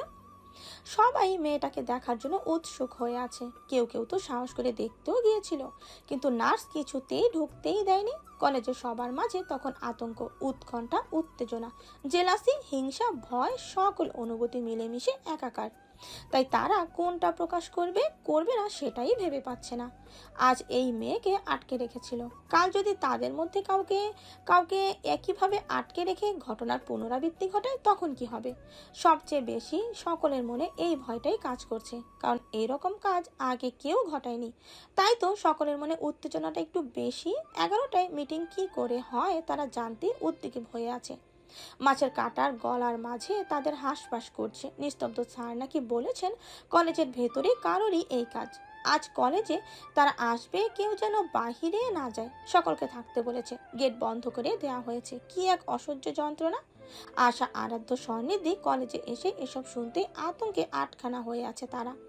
কেউ না জানলেও তারা খুব ভালো করেই বুঝতে পারছে এটা তাদের প্রাণপ্রিয় বান্ধবী তাসফি ব্যতীত আর কেউ হতেই পারে না। কারণ কাল সন্ধ্যা থেকে তাসফির হদিশ পাওয়া যাচ্ছিল না। ওরা দৌড়ে গেল নিজেদের প্রাণপ্রিয় বান্ধবীর দর্শন পেতে। যদিও তারা শুনেছে কাউকে কেবিনে অ্যালাউ করছে না, তবুও চেষ্টা করে দেখতে ক্ষতি কি। ওরা তিনজন তাসফির কেবিনের সামনে এসে নার্সকে অনুরোধ করছে ভেতরে ঢুকতে দিতে, বলেছে তারা ওর কাছের মানুষ, কিন্তু অ্যাপ্রন পরা দেখে ওদের শিক্ষার্থী ভেবে কিছুতেই ঢুকতে দিচ্ছে না। আসলে সকালে নিস্তব্ধকে যখন সবাই বলল তাসফি বাড়ি চলে গিয়েছে, সবাই তাকে মিথ্যা কথা বলেছিল। তাসফি ওয়াশরুমে গিয়েছিল, নিস্তব্ধকে বাজিয়ে দেখতে তারই ফায়দা লুটেছিল সকলে। নিস্তব্ধ সব বুঝতে পেরে তখন রাগে কটমট করতে করতে নিজের চেম্বারে ফেরত এসেছিল। নিস্তব্ধ তখনই তাসফির কি অবস্থা দেখতে এসেছিল। নিস্তব্ধকে দেখতে পেয়ে তিনজন একটু আশার আলো দেখলো। নার্সগুলো বড্ড বেয়াদব, তারা কি আর মিথ্যা কথা বলেছে নাকি? ওরা জানে না নিস্তব্ধ স্যার তাদের কথা মানবে কি না, তবুও বলে দেখতে সমস্যা কোথায়। ওরা তিনজন ভয়ে ভয়ে নিস্তব্ধকে বলল। আশা অনুরোধ করে বলল। নিস্তব্ধ ওদের দিকে ভ্রু কুচকে তাকালো, অতঃপর বিরক্ত মুখভঙ্গি করে বলল, যাও, তবে বেশি সময় নয়। আশা স্বর্ণিধি ভেতরে ঢুকে গেল। আরাধ্য টুকতে গেলে নিস্তব্ধ বাধা দিয়ে তানে ধমক দিয়ে বলল, এই ছেলে, তুমি কোথায় যাচ্ছ? আরাধ্য আমতা আমতা করে বলল। নিস্তব্ধ বলল, না, তোমাকে যেতে দেয়া যাবে না, যাও ক্লাসে যাও, গো। অতঃপর নিস্তব্ধ কেবিনের ভেতরে ঢুকে গেল। আরাধ্য হতভম্ব হয়ে বাইরে দাঁড়িয়ে রইল। সে বুঝতে পারলো না স্যার ওদের ঢুকতে দিল, অথচ তাকে কেন ঢুকতে দিল না? সেও তো তাসফির বন্ধু নাকি? আশ্চর্য। আশা আর স্বনিধি ভেতরে ঢুকে তাসফিকে জড়িয়ে ধরলো। কিছু টুকটাক কথাবার্তা বলে ওরা জিজ্ঞেস করলো। তাসফি নাবতক মাথা নাড়ল, বলল, আমাকে পেছন থেকে চোখ বন্ধ করে ধরেছিল, দেখতে পাইনি। নিস্তব্ধ এবারে আশা আর স্বনিধির উদ্দেশ্যে বলল, হয়েছে, এবারে তোমরা আসতে পারো। কি আর করার, স্যারের আদেশ ওরা মেনে নিয়ে বেরিয়ে গেল। তবে যাওয়ার আগে আশা আর চোখে নিস্তব্ধ স্যারের দিকে সন্দেহের দৃষ্টি দিয়ে দেখলো। বাইরে নিস্তব্ধকে দেখে বলা গুঞ্জনগুলো সে শুনেছে, তবে তা কতটুকু সত্য কিংবা মিথ্যা তারও অজানা নেই। নিস্তব্ধ সামনে থাকায় ওসব ব্যাপারে সে তো তাসফিকে চেপে ধরে কিছু জিজ্ঞাসা করতে পারলো না। তারও স্যারকে নিয়ে একটু সন্দেহ হয়। তাসফির প্রতি পজেসিভনেস একটু বেশি সন্দেহজনক, সে খুব করে খেয়াল করেছে। অতঃপর আশাও তাদের দিকে চোখ ছোট ছোট করে চেয়ে বেরিয়ে গেল। তাসফি চুপচাপ ওদের গমন দেখলো, টু শব্দ করলো না। নিস্তব্ধ এবারে ওখান থেকে একটা বেঞ্চ টেনে বসলো, পায়ের ওপর পা দিয়ে সাহেবের মতন। তাসফি আর চোখে তার চোখে দেখে মনে মনে ঢঙের আখ্যায়িত দিয়ে দিল। নিস্তব্ধ তাসফিকে সিরিয়াস মুখ করে বলল, মিসেস নিস্তব্ধ হইয়া স্যার, আপনাকে এখন কিছু প্রশ্ন করা হবে, ঠিকঠাক উত্তর দিবেন, ওকে? তাসফি জবাব দিল না। নিস্তব্ধ তা পাত্তা না দিয়ে গম্ভীর স্বরে শুধালো, মিসেস নিস্তব্ধ হইয়া স্যার, আপনি কি জানেন আপনাকে কে উদ্ধার করেছে? তাসফি নিলিপ্ত স্বরে জবাব দিল, জি। তাদের নাম বলুন। তাসফি এবারেও নিলিপ্ত কণ্ঠে বলল, সুজন এবং মাহিন। নিস্তব্ধ বুঝলো তাকে ইচ্ছে করে রাগানোর চেষ্টা করা হচ্ছে, তবুও সে শান্ত কণ্ঠে প্রশ্ন করলো, আপনি কি জানেন না আপনাকে দুজন নয় বরং তিনজন মিলে উদ্ধার করা হয়েছে? তাসফি আশ্চর্য হওয়ার ভঙ্গিমা করে বলল, না। ওকে, ফাইন। নিস্তব্ধ ধৈর্য আবার প্রশ্ন করলো, মিসেস নিস্তব্ধ হইয়া স্যার, আপনি কি বলতে পারবেন আপনাকে কারা অ্যাটাক করেছিল? তাদের দেখেছিলেন বা উপলব্ধি করেছিলেন? তাসফি অন্যদিকে মুখ ঘুরিয়ে স্বরে বলল, জানি না। তার মানে আপনি বলতে চাইছেন আপনাকে যারা আটকে রেখেছিল তাদের কাউকে আপনি দেখেননি, আর কারা এমনটা করতে পারে তাও জানেন না বা বলতে পারবেন না, তাই তো? কি অদ্ভুত ব্যাপার, সামান্য মুখ চেপে ধরায় আপনি জ্ঞান হারিয়ে ফেললেন, এইটুকু খরগোশের জানের সাহস নিয়ে চলাফেরা করেন, আবার নিজেকে সর্বা বলে দাবি করেন। বাহ, ইন্টারেস্টিং। দেখুন, আপনি কিন্তু এবারে বেশি বেশি করছেন। বিয়ের পর দিন থেকেই তো দেখে আসছি, শুধু থামাথামির তো নামগন্ধ নেই। My good luck but yours bad luck. Tasfi অবাক চোখে চেয়ে রইল। নিস্তব্ধ সরি কিসের কথা বলছে লোকটা, আশ্চর্য। মিসেস নিস্তব্ধ হইয়া স্যার। নিস্তব্ধকে থামিয়ে দিয়ে তাসফি এবারে শোয়া থেকে উঠে বসে বিরক্তের স্বরে বলল, আপনি কথায় নিজের নামের সঙ্গে আমার নামটা জুড়ে দেবেন না তো, শুনতে না জাস্ট অসহ্য লাগে, বিরক্তিকর। নিস্তব্ধ ভাবলেশীন কণ্ঠে বলল, কিন্তু নাম তো অলরেডি জোড়াই আছে, এটাকে কাটছাট করার তো কোনো ওয়ে নেই মিসেস নিস্তব্ধ হইয়া স্যার। তাসফি নিস্তব্ধের চোখে চোখ রেখে রাগী স্বরে বলল, কিন্তু মিস্টার নিস্তব্ধ, তা আর জোড়া থাকবে না, অলরেডি ক্লোজ করার ব্যবস্থা করা হয়েছে। সো প্লিজ এই মিসেস নিস্তব্ধ ইয়াসার নামটা না আমার সামনে অন্তত উচ্চারণ করবেন না, আমার গলায় না কাটার মতো বাঁধে, বুঝলেন? লজ্জা লাগে আমার শুনতে। নিস্তব্ধ বেঞ্চ থেকে উঠে দাঁড়ালো। মুহূর্তেই তাসফিকে নিজের দিকে ঘুরিয়ে বসালো, কানের কাছে মুখ নিয়ে ফিস ফিস করে বাঁকা হেসে বলল, কিন্তু এই নামের গোটা ব্যক্তিকেই তো জ্ঞান হারানোর আগে ভালোবাসার কথা বলেছিলেন। তখন অসহ্য লাগেনি? তখন লজ্জা লাগেনি? এই গোটা নামের মানুষটাকেই যখন আষ্টে পৃষ্ঠে জড়িয়ে ধরেছিলেন তখন লজ্জা লাগেনি মিসেস নিস্তব্ধ হইয়া স্যার? তাসফি ভ্রু কুঁচকে বলল, আমি কখনো এরকম কিছু বলিনি। বলেছেন। বলিনি। বলেছেন। বললাম তো বলিনি, তাই লজ্জা লাগার প্রশ্ন আসে না। ওকে, আপনি মানবেন না, ফাইন, মানতে হবে না, আমি না মানিয়ে নেব, সঙ্গে নিজের সবটুকু অধিকারও পুষিয়ে নেব। মাথায় রাখবেন, আজ হসপিটাল থেকে নড়বেন না। আমি এসে যেন আপনাকে আজ রাতে হসপিটালেই দেখতে পাই, and that's my warning. Tasfi দ্রুত ঢোক গিলল। কি ব্যাপার বলুন তো মিসেস নিস্তব্ধ, এত ঘামছেন কেন? Any problem Mrs? তাসফি মনে মনে বলল, প্রবলেম তো বিরাট প্রবলেম, সে আর যদি আপনাকে বলা যেত। সত্যি এমন কিছু বলে ফেলেনি তো সে। নিজের মনকে আর নিজেরই বিশ্বাস হয় না, আর কিসের অধিকার পুষিয়ে নেবে লোকটা। নিস্তব্ধ দরজা পর্যন্ত গিয়েও আবার ফিরে এলো, বাঁকা হাসলো। মুহূর্তের মাঝে তাসফির কোমর আঁকড়ে ধরলো, আঙুলের সাহায্যে কিছুটা চেপে ও প্রয়োগ করলো উক্ত স্থানে। তাসফি কিছুটা আর্তনাদ করে উঠল। নিস্তব্ধ কিছুটা থেমে টেনে টেনে বলল, নিস্তব্ধ পুনরায় একই কাজের পুনরাবৃত্তি ঘটালো। তাসফির প্রচন্ড মেজাজ খারাপ হলো। তাসফি অহংকারে পুরুষটাকে ধাক্কা দিয়ে সরিয়ে দিতে চাইলো। এই লোকের অহংকারে এক টুকরো ভাটা পড়েনি এতদিনে, কিন্তু নিস্তব্ধ তার আগে তাকে ছেড়ে দিল। অতঃপর কৌতুক করে বলল, bad sound, but I don't really do anything. Tasfi চোখ বড় বড় করে ফেললো। নিস্তব্ধ তৎক্ষণাৎ তাসফির কানের লতিতে কামড় বসালো। হালকা ব্যথায় উফ শব্দ করে উঠল তাসফি। নিস্তব্ধ তাতে ফিস ফিস করে বলল, বলেছিলাম সবসময় আপনার এই একই নিনজা টেকনিক কাজে লাগবে না। Come on, apply the new method. তাসফিকে হতভম্ব করে রেখে নিস্তব্ধ তস্ত কদমে কেবিন থেকে বেরিয়ে গেল। ছি, পালাতে হবে তোকে তাসফি। আর এক মুহূর্ত এই সিংহের গুহায় থাকার ইচ্ছে নেই তার। তার অভদ্র ডাক্তার সাহেবের অসভ্য কথাবার্তার সঙ্গে নীরব হুমকিতে শিহরণের সঙ্গে তার গলা শুকিয়ে মরুভূমির ন্যায় কাট কাট হয়ে গেছে। পাশের টেবিলে থাকা পানির গ্লাস উঠিয়ে ঢক ঢক করে পানি পান করে এক নিমিষে পুরোটুকু সাবার করে দিল। বাসন্তী এলো তখন কেবিনের রুম ঠেলে। সকালে সবাই ওসমান ভিলায় চলে গিয়েছিল। বাসন্তী ফ্রেশ হয়ে আবার আসলো। মেয়েটার শরীর দুর্বল, তাই তো আজ দিনটা হসপিটালেই কাটাতে। তাসফিকে সে এতটা অস্থির দেখে ব্রু কুচকে বলল, কি ব্যাপার তাসফি, এতটা ঘাবড়ে গিয়েছিলে কেন? কোনো সমস্যা? তাসফি বাসন্তীকে টেনে নিজের কাছে বসিয়ে বলল, একটু সাহায্য করো না আমার মিষ্টি আপাই। কি সাহায্য? আর কলেজের পরিবেশ কখন ঠান্ডা হবে বলো তো? তাসফি দ্রুততার সহিত বলল, জানি না, শোনো আমি বের হব, বাড়িতে যাব। বাসন্তী অবাক স্বরে বলল, সে কি, তোর শরীর তো দুর্বল, স্যালাইন আর একটা দেয়া হবে। রাখো তো তোমার স্যালাইন, বাড়ি গিয়ে ভাত আর আপেল মালটা কমলা আনার খেয়ে নেব, সুস্থ হয়ে যাব। শোনো আমি বের হব আড়ালে, বুঝেছো? তোমার দায়িত্ব শুধু তোমার ভাই যেন রাতের আগে টের না পায়। আমি ক্যাবিনে নেই, কিভাবে সামলাবে আমি জানি না। উঠতে বলল, আমি গেলাম, টাটা। বাসন্তী কিছু বলবে তারও সুযোগ পেল না। মেয়েটা এত দুরন্ত হলে কেমন করে? এখন তারপর তার ভাইকে সামলাতে হবে। কেন যে বড় হতে গিয়েছিল, সব দায়িত্ব তার কাঁধেই এসে পড়ে। উফ।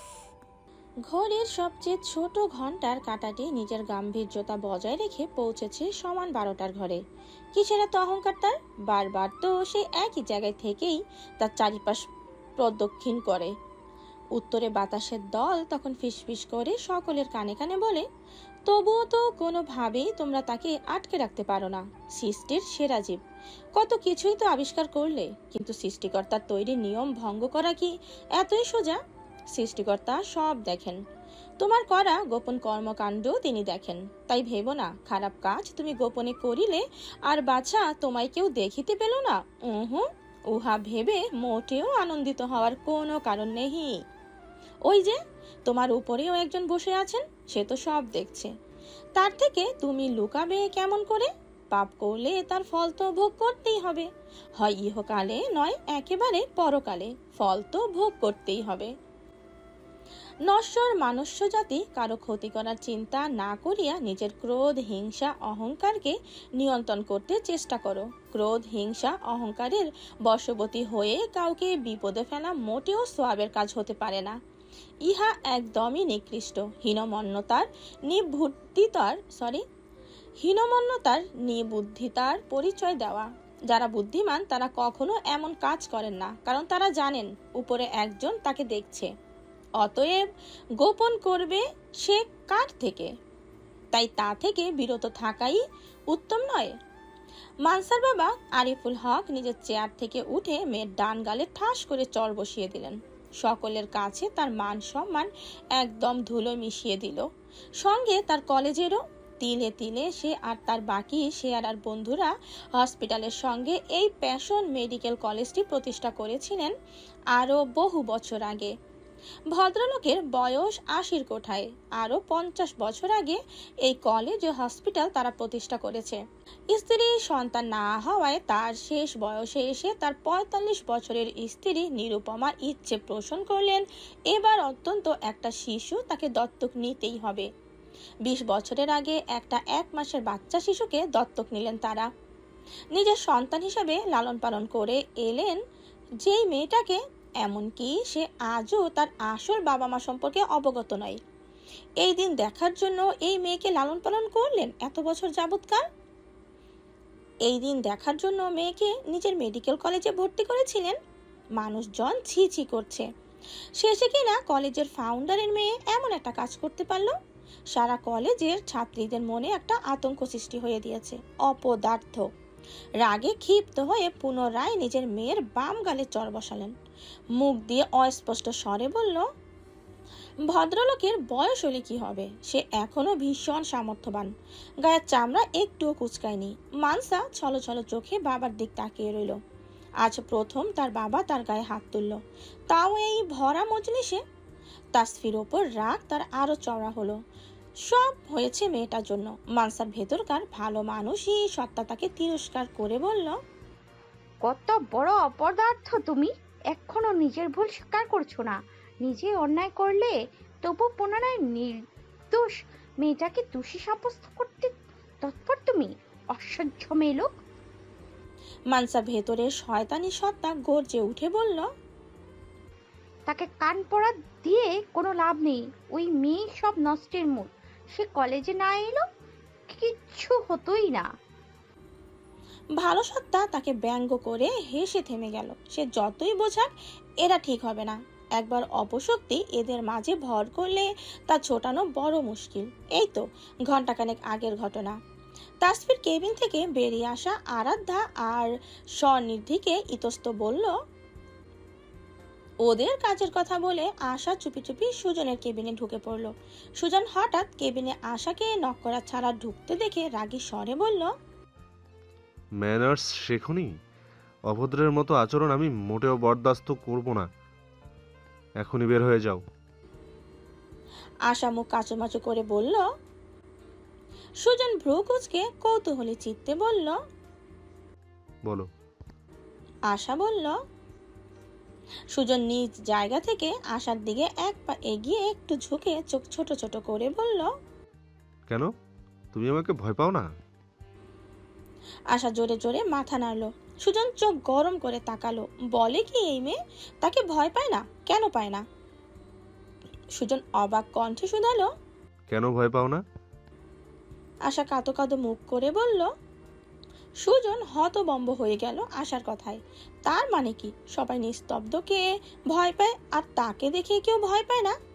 তাই তো নিস্তব্ধের ক্লাসের সময় রুম তার মতোই নিস্তব্ধ থাকে, আর সুজনের ক্লাসে সবাই সুজন মাঝির মতো কীর্তন শুরু করে দেয়। আশ্চর্য আশ্চর্য, ভারী হতাশাজনক ব্যাপার স্যাপার। সুজন আশাকে ঝাড়ি মেরে বলল, কি বলবে বলো দ্রুত, বলে বিদায় হও তুমি। আশা জড়সড় হয়ে বলল। সুজন বেশ বুঝতে পারলো মেয়েটা বড্ড দ্রুত তাকে ইচ্ছে করে টিটকারি করে বলছে কথাটা। সুজন তবুও শান্ত রইল, কারণ আশার কথাটা সরি, কারণ আশার বলা কথাটা এই মুহূর্তে খুবই গুরুত্বপূর্ণ। বলল, তুমি সবার সামনে বলতে পারবে এই কথা? সুজন চোখ ছোট ছোট করে বলল। বেশি কথা বলো তুমি। আশা বিড়বিড় করে বলল। বিড়বিড় করলেও দূরত্ব কম থাকায় সুজন তা স্পষ্ট শুনতে পেল। মৃদু ধমক দিল, শাট আপ স্টুপিড। আশা শয়তানি হেসে বলল। সুজন মাথা ঝুলিয়ে বলল, thank you for your idea, get out. Asha মুখ বাঁকিয়ে বেরিয়ে এলো। এই জন্যেই বলে লোকে সেদে গিয়ে ভালো করতে নেই। বের হওয়ার আগে বলল, বাসন্তী নিস্তব্ধ চেম্বারে এসে বসেছিল যাতে তার ভাই তাসফিকে যেতে না দেখে। এক ফাঁকে সে শক্ত কণ্ঠে বলল, এমন কাজটা কে করতে পারে? কিছু জানতে পারলি ভাই? তাকে মোটেও ছেড়ে দিবি না, কঠোর শাস্তি হওয়া চাই। নিস্তব্ধ বাঁকা হাসিল। মুহূর্তে তার চোখ মুখ লাল হয়ে উঠল। তাসফির কষ্টে হাঁসফাঁস করার দৃশ্য মনে পড়তেই শক্ত কণ্ঠে বলল, তুই কি ভাবলি আমি তাকে এমনি এমনি ছেড়ে দেব? এই নিস্তব্ধ ইয়াসারের জানে হাত দিয়েছে সে, এমনি এমনি কি করে ছেড়ে দেই? সুজন এলো তখন দ্রুততার সহিত। বাসন্তী বেরিয়ে গেল। এতক্ষণে তাসফি নিশ্চয়ই চলে গিয়েছে। সুজন আশার কথাগুলো বলতেই নিস্তব্ধ উঠে দাঁড়ালো। তার মনে হচ্ছে আশার সন্দেহই ঠিক। এর আগেও মানসা মেয়েটাকে সে তাসফির সাথে ঝামেলা করতে দেখেছে। নিস্তব্ধ কয়েক মিনিটের মাঝে মানসার চেলাপেলাকে পাকড়াও করে ধরে আনলো নিজের চেম্বারে। কিছু থার্ড ডিগ্রি মূলক কথাবার্তা ওদের ওপর অ্যাপ্লাই করতেই সব গড় গড় করে বলে দিল ওরা। নিস্তব্ধ রাগী চোখে ওদের দিকে তাকিয়ে বলল, তোমরা যদি কাজটা করে থাকো ভালোই ভালোই বলে দাও, হয়তো কঠোর শাস্তি পেতে হবে তোমাদের। তোমাদের মা বাবাকে ইনফর্ম করা হবে, কলেজ থেকে বিতাড়িতও করা হতে পারে। তোমরা নিশ্চয়ই এমন কিছু চাইবে না। ওরা সত্যি সত্যি ভয় পেয়ে গড় গড় করে সবটা বলে দিল। মানসার কথাই ওরা দুদিন আগে সিসিটিভি বন্ধ করে তা নষ্ট করেছে, যাতে তাদের কেউ সন্দেহ না করে। আর তারাই তাসফিকে হাত পা বেঁধে রেখেছিল মর্গে। আর ফোনটা মানসা নিজে ফেলে এসেছিল শপিং মলের পাশে, যাতে কেউ সন্দেহ না করে। নিস্তব্ধ বলল, কথাগুলো মিটিংয়ে স্বীকার করতে পারবে তো? ওরা সবাই ভয়ে মাথা দোলালো। অতঃপর ওরা মিটিংয়ে সবটা স্বীকার করলো। বর্তমানে নিস্তব্ধ গম্ভীর স্বরে ব্যঙ্গ করে শুধালো, তো কি শাস্তি ঠিক করলেন নিজের মেয়ের জন্য ফাউন্ডার সাহেব? তিনি নিস্তব্ধর কৌতুক বুঝেও চুপ করে রইলেন। নিস্তব্ধর কৌতুক করাই স্বাভাবিক। এই তো কয়েকদিন আগের কথা, মেয়ে তার আবদার করলো ডাক্তার নিস্তব্ধ ইয়াসারকে তার ভারী পছন্দ, বিয়ে করলে সে তাকেই করবে। মেয়ে জেদ ধরে বসলো। ভদ্রলোক মেয়েকে ভীষণ ভালোবাসেন। অতঃপর মেয়ের জেদের কাছে হার মেনে গেল নিস্তব্ধ চেম্বারে তার নিকট বিয়ের প্রস্তাব নিয়ে। কিন্তু নিস্তব্ধ সঙ্গে সঙ্গে প্রত্যাখ্যান করে দিল। সঙ্গে বলে দিল তার মেয়ে সম্পর্কে অযাচিত কিছু কথা। আপনার মেয়ে এক নম্বরের উদ্ধত্ত বেয়াদব, মানুষকে সম্মান করতে জানে না, অহংকারী, ছোটদের সঙ্গে কারণে অকারণে মিসবিহেভ করে, পুরো ক্লাসে হাঙ্গামা বাঁধিয়ে রাখে, আপনার ক্ষমতা ব্যবহার করে সকলকে নিজের কর্তৃত্ব ফলাতে চায়। সো এমন একটা মেয়েকে তো বিয়ে করার প্রশ্নই আসে না। আরিফুল হক প্রতিবাদ করে বলল। নিস্তব্ধ শান্ত অথচ তেজ নিয়ে বলল, most importantly I am already married, so দ্বিতীয় বিয়ে করার কোনো ইচ্ছে আমার নেই। আর দ্বিতীয়ত আমার স্বভাব চরিত্র সম্পর্কে আপনার খুব ভালোই ধারণা আছে, না হলে আমায় নিজের কলেজে কর্মে নিয়োজিত করতেন না। নিস্তব্ধর বিয়ের কথা শুনে তিনিও এবারে কিছুটা বিচলিত হলেন। আর সেও জানে নিস্তব্ধ মিথ্যা কথা বলা, অসৎ পথ অবলম্বন করতে মোটেও পছন্দ করে না। অন্যমনস্ক হয়ে চেম্বার ছেড়ে বের হতে গেলে নিস্তব্ধ পিছু ডেকে বলল, আর একটি কথা, বিয়ের খবরটা কাউকে এখনই জানাবেন না, কারণ বশত আপনাকে অবগত করতে হলো, দ্যাটস ইট। আর নিজ মেয়ের দিকে খেয়াল রাখবেন, তাহলে নিজের ভুলটা বুঝতে পারবেন। সন্তানকে কখনো অতিরিক্ত লাই দিতে নেই, তাহলে মানব জীবনে সত্যি তারা বিগড়ে যায়, বিপথে চলে যায়।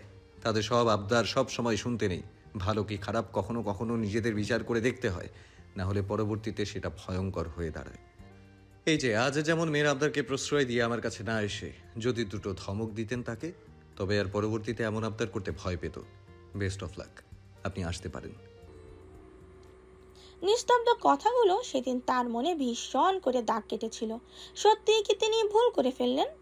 কাজের চাপে তিনি মেয়ের প্রতি নজর কিংবা সময় কোনোটাই দিতে পারেন না।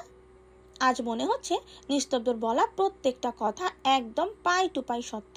সত্যি সে ভাবা হিসেবে ব্যর্থ। তিনি ঘোষণা দিলেন। আরিফুল হক নিস্তব্ধের হাতে মাইক ধরিয়ে দিল। নিস্তব্ধ উঠে হাতে মাইক নিয়ে বাঁকা হাসলো। এইটুকু ঠুনকো শাস্তিতে তো নিস্তব্ধ ইয়াসারের মোটেও রাতে ঘুম হবে না। তার বউকে কষ্ট দিল আর সে এত সহজে তাদের ছেড়ে দিবে? কখনো না। রাতে ভালো ঘুম হওয়ার জন্য দরকার ওদের আরো কঠোর শাস্তি, যেটা সে এখন নিজে ঘোষণা করবে। নিস্তব্ধ চোয়াল শক্ত করে বলল, শাস্তিটা ভীষণ কম হয়ে গেল না স্যার? এতে তো ওরা ভিকটিমের কষ্টটা উপলব্ধি করতে পারবে না স্যার। এতটা নিকৃষ্ট একটা কাজ করলো আর নিজেরা সেটা বুঝবে না যে আদতেও তারা কতটা খারাপ কাজ করলো। সেটা কি করে হয় বলুন? আমি বলছি, যারা যারা কাজটার সঙ্গে জড়িত ছিল তাদের প্রত্যেককে আজ থেকে প্রতিদিন 1 ঘন্টা করে ওই মর্গে সন্ধ্যা থেকে রাত পর্যন্ত পা বেঁধে রাখা হবে। ওদেরও উচিত কষ্টটা একটু উপলব্ধি করা। জীবনে সব কিছুরই অভিজ্ঞতা থাকা ভালো। কি বলেন স্যার? আরিফুল হক বললেন। সকলের সঙ্গে মানসা এমন শাস্তির কথা শুনে আটকে উঠল। তার প্রাণ যায় যায় অবস্থা। আর যখন শুনলো আজ রাতে মানসাকে রাখা হবে, সে জ্ঞান হারালো। ওই যে কথায় আছে না, অন্যের জন্য কুয়া খুললে সেই কুয়া তোমাকেই পড়তে হবে, তাই সাবধান। সকলের উদ্দেশ্যে নিস্তব্ধ আবারও উঠে বলল, এমনকি শুধু মানসা নয়, পরবর্তীতে যদি কেউ এমন নিকৃষ্ট কাজের পুনরাবৃত্তি ঘটায় তাকে কঠোর থেকে কঠোরতম শাস্তি দেওয়া হবে। Everyone use your honest mind set up. Got it? আজকের মতো সকলে বাড়ি যান। এতক্ষণে কলেজের উত্তপ্ত প্রাঙ্গণ কিছুটা শান্ত হলো। কারো কারো মনে তাসফি আর নিস্তব্ধ পজিটিভ নিয়ে প্রশ্ন থেকেই গেল। কিছুক্ষণ পর তাসফি চলে যাওয়ার পর বাসন্তী শুয়ে আছে তাসফির কেবিনের বেডে। তাসফির সঙ্গেই কথা বলছিল সে ফোনে। তাকে যে মানসা আটকে রেখেছিল, নিস্তব্ধ ও স্যারের বলা শাস্তির কথাগুলো ফোনে বলছিল কে বলি সে। নিস্তব্ধ কেবিনেতে দরজা ঠেলে অন্যমনস্ক হয়ে ঢুকতে ঢুকতে শুধালো, এখন কেমন বোধ করছেন মিসেস নিস্তব্ধ হইয়া স্যার? হঠাৎ নিস্তব্ধের আগমনের সঙ্গে উক্ত কথার প্রেক্ষিতে বাসন্তী উঠে চোখ বড় বড় করে চাইল ওর দিকে। সামনে তাকিয়ে নিস্তব্ধ তাসফি বদলে নিজের আপাকে দেখে কিছুটা থতমত খেয়ে গেল। তবু নিজের লজ্জিত বদন ঢাকতে চেষ্টা করে ভ্রু কুঁচকে বলল, তুই একা কেন আপা? আমার বউ কোথায়? চলে গেছে তোর বউ। নিস্তব্ধ ভাবলো হয়তো সকালের মতো এবারও তার সঙ্গে রসিকতা করা হচ্ছে, কিন্তু বাসন্তী বলল, সত্যি চলে গেছে। বাসন্তী ফোন কাটেনি। ফোনের ওপাশ থেকে তাসফি সব শুনতে পাচ্ছে। নিজের মনে নিস্তব্ধর হতবম্ব মুখখানা কল্পনা করে কুটি কুটি করে হেসে উঠল। ইস, অহংকারী পুরুষটার রাগী মুখটা সে যদি এখন দেখতে পেত! নিশ্চয়ই চোয়াল শক্ত করে দাঁড়িয়ে আছে। আপাকে কি সে লুকিয়ে একটু দেখতে বলবে ভিডিও কলে? চারপাশে অন্ধকারে নিমজ্জিত। বাসন্তী বসে আছে নিচের রুমের ব্যালকনিতে আকাশের দিকে মুখ করে। তার মস্তিষ্ক ভাবনায় বিভোর। সেখানে সবটুকু জায়গা দখল করে আছে মাহিন। এই তো আজ দুপুর পর হসপিটাল থেকে ফেরার পথে বাসায় ঢোকার আগের ঘটনা। বাসন্তী ওসমান বিলার গেট দিয়ে ভেতরে ঢোকার আগ মুহূর্তে একজন মহিলা এসে তাকে থামিয়ে দিলে বাসন্তী মাথা নাড়ল। মহিলাকে চেনে। তাসফিকে দেখতে এসেছিল যারা বিয়ের পর দিনই। তাদের মাঝেই একজন। মহিলাটি আফসোস করে বলল। বাসন্তী ভাবলো মহিলাটা হয়তো তাকে সান্ত্বনা দিতে চাইছে, তাই তারও খারাপ লাগলো। কিছু বলতে নিবে কিন্তু মহিলার পরবর্তী কথা শুনে বাসন্তী শক্ত চোখে তাকালো। মহিলাটি গোপন কথা বলার ভঙ্গিতে বলল, এই আশেপাশের মানুষের এক সমস্যা, শহর হোক বা গ্রাম, কিছু এমন নিচু মানসিকতার মানুষজন অহরহ খুঁজে পাওয়া যাবে। আর এর মাঝে নাক গলায় মধ্যবয়সী মহিলা মানুষ বেশি। মানুষকে সান্ত্বনা দেওয়ার নামে খোঁচা মেরে কটু কথা বলতে এরা ওস্তাদ, যেন এতেই তাদের সুখ। আর কাজ কারবার নেই তাদের। বাসন্তী কিছু বলার আগেই হঠাৎ তার পেছন থেকে গম্ভীর পুরুষালী কণ্ঠস্বর ভেসে এলো, কাকিমা, আপনি ভুল বুঝছেন। ডিভোর্সটা তারা বাসন্তীকে দেয়নি, বরং বাসন্তী তাদের ছেলের উপর থুতু ছিটিয়ে ডিভোর্সটা দিয়ে এসেছেন, বুঝলেন? আর প্রেম করতো কি না, প্রেম করুক, যা খুশি তাই করুক, তাতে আপনাদের কি? একজন যদি তার লাইফ নিয়ে হ্যাপি থাকে তাহলে আপনাদের সমস্যা কোথায় কাকিমা?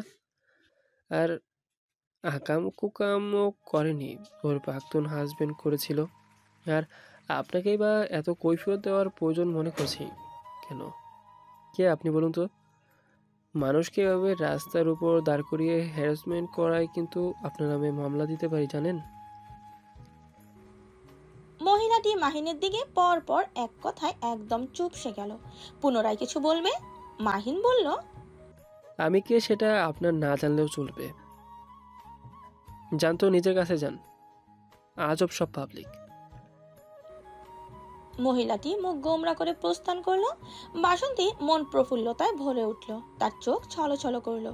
মাহিন এভাবে সাপোর্ট করবে সে কখনো ভাবেনি, যদিও তার পরিবারের লোক তাকে যথেষ্ট সাপোর্ট করে, কিন্তু এই মুহূর্তে তো তারা কেউ ছিল না। তাছাড়া সে তাসফির মতো সবার মুখের সামনে নীতি কথাও ছুঁড়ে দিতে পারে না, এটুকুতেই সে নরম হয়ে যায়। এইখান দিয়েই যাচ্ছিলাম, আপনাকে দেখে বাইক থামালাম। যান, ভিতরে যান। আর একটা কথা মনে রাখবেন, এসব মানুষদের বেশি পাত্তা দিবেন না। এটা নরম দেখলেই গরম হয়ে বসে। নিজেকে আরও স্ট্রং করুন বাসন্তী সুন্দরী। মাহিনের কথায় বাসন্তীর ভাবনাচ্যুত হলো। কেন জানি এই মুহূর্তে তার মাহিনের সামনে দাঁড়িয়ে থাকলেও লজ্জা পাচ্ছে। মাহিন ব্রু কুচকে বলল, কি ব্যাপার, আপনার গালটা এমন হঠাৎ করে লাল হচ্ছে কেন বলুন তো? বাসন্তী থতমত খেয়ে গালে হাত দিয়ে বলল, কোথায়? মাহিন হাসতে হাসতে বাইকে উঠে বসলো। নেই, হাপিস হয়ে গেছে। মাহিন বাইক স্টার্ট দিলে বাসন্তী ব্যস্ত হয়ে বলল, ভেতরে আসতে এক কাপ চা খেয়ে যাও।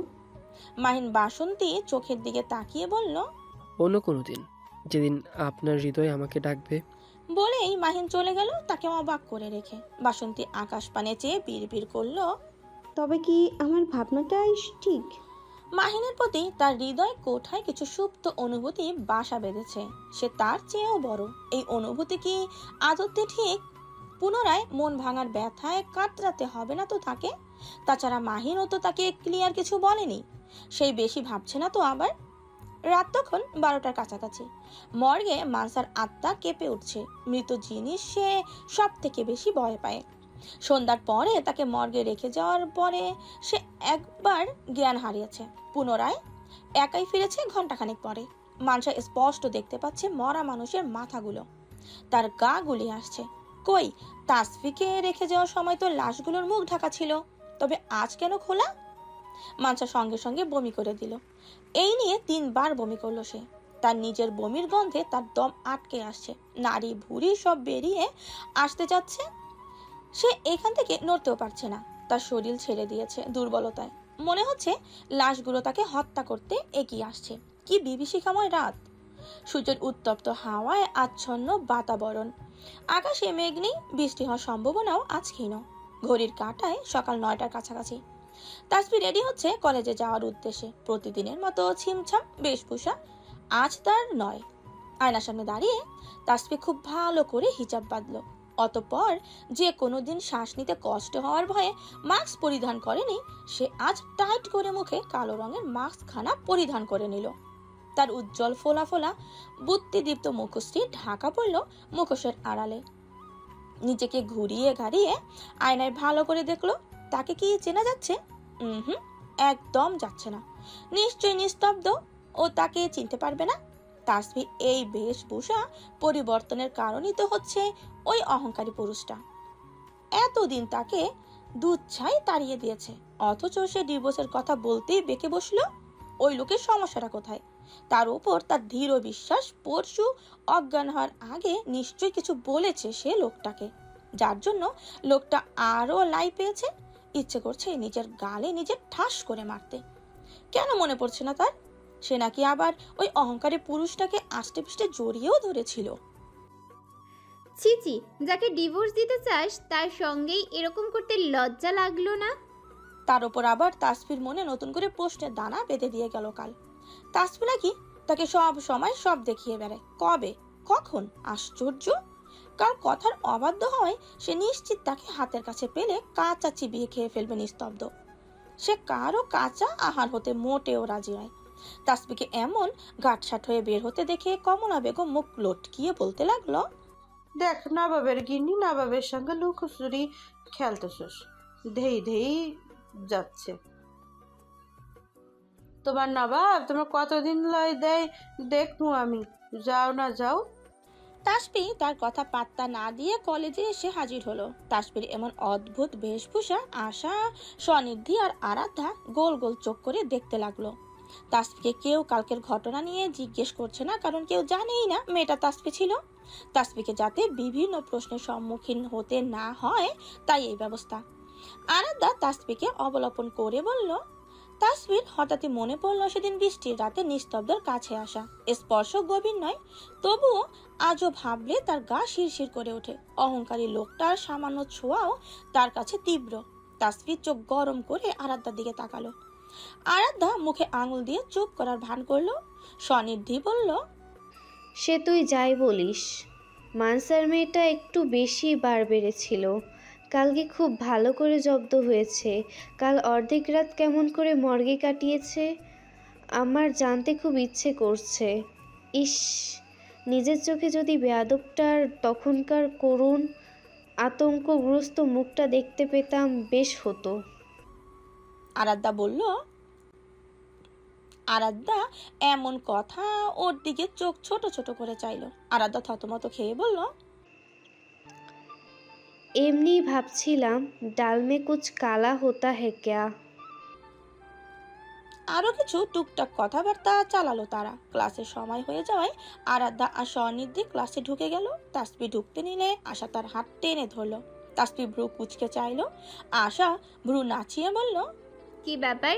তাসফি শুষ্ক ঢোক গিলে বলল, কেন হঠাৎ এমন প্রশ্ন?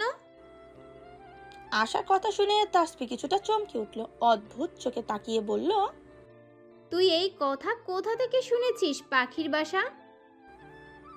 তাসফি তারা দেখিয়ে বলল, দূর কি কাহিনী থাকবে, তুইও না ফালতু কথা বন্ধ করে ক্লাসে আয়।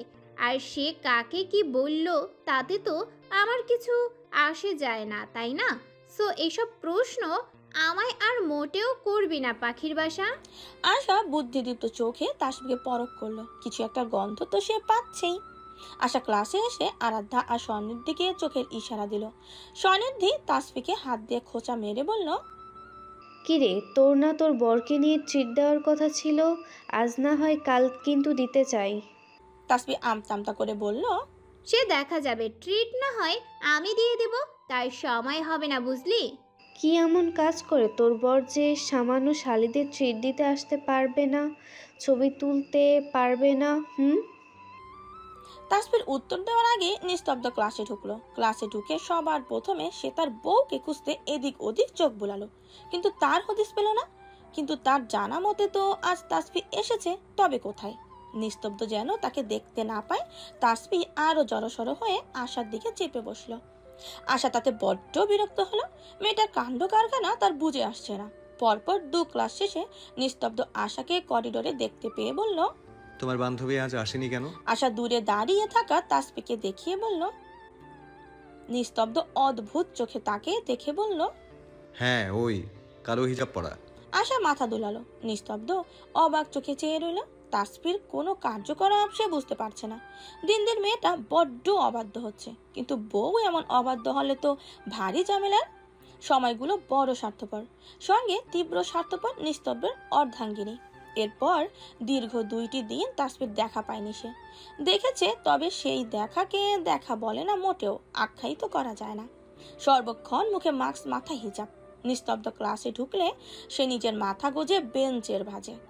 সে সিঁড়ি দিয়ে উঠলো, তাসফি উল্টো দিকে হাঁটা দেয়। নিস্তব্ধের মেজাজ বেজায় ক্ষিপ্ত হয়ে আছে। নিস্তব্ধ যদি বোকা মেয়েটাকে এই মুহূর্তে সামনে পেত, তবে নিশ্চিত তাকে আগ্নেয়গিরির উত্তপ্ত লাভার মাঝে ছুঁড়ে ফেলতো। তার সঙ্গে লুকোচুরি খেলা সে হারে হারে বোঝাবে।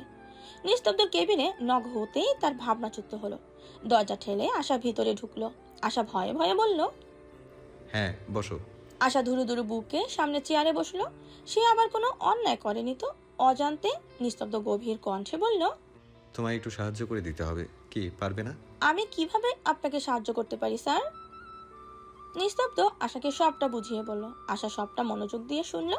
নিস্তব্ধ বলল, কি পারবে না? আশা শয়তানি হেসে বলল। নিস্তব্ধ রহস্যময় ভাবে বাঁকা হেসে বলল, তোমরা কি পাবে? স্পেশাল সারপ্রাইজ, সঙ্গে দ্রুত খালামণি ডাকটাও শুনতে পারো। আশা হতবম্ব চোখে চেয়ে রইল। নিস্তব্ধ, ঘুরিয়ে পেঁচিয়ে কথায় কিছুই বোধগম্য হলো না তার। তাসফির সঙ্গে খালামণির ডাক শোনার কানেকশনটা কোথায়? আশ্চর্য। আশা বাড়ি ফিরে নিস্তব্ধর কথা মতো কাজ করলো। তাসফিকে কল দিল। ফোন রিসিভ হতেই সে উৎফুল্লতার ভান করে বলল, নিস্তব্ধ আসবে না শুনে তাসফির মনে ময়ূর ডানা মেলে নাচছে। ইস, কাল সে মাস্ক ছাড়াই কলেজে যেতে পারবে ভেবেই কি আনন্দ হচ্ছে না। তাসফি প্রফুল্ল চিত্তে বলল, অবশ্যই অবশ্যই যাব। পরদিন সুজন, মাহিন, সৃজন, আয়ানা আর আরশি বসে আছে একটা ক্যাফেতে। একজন আরেকজনকে খোঁচাচ্ছে। মাহিন বলল, এখনো আসেনি।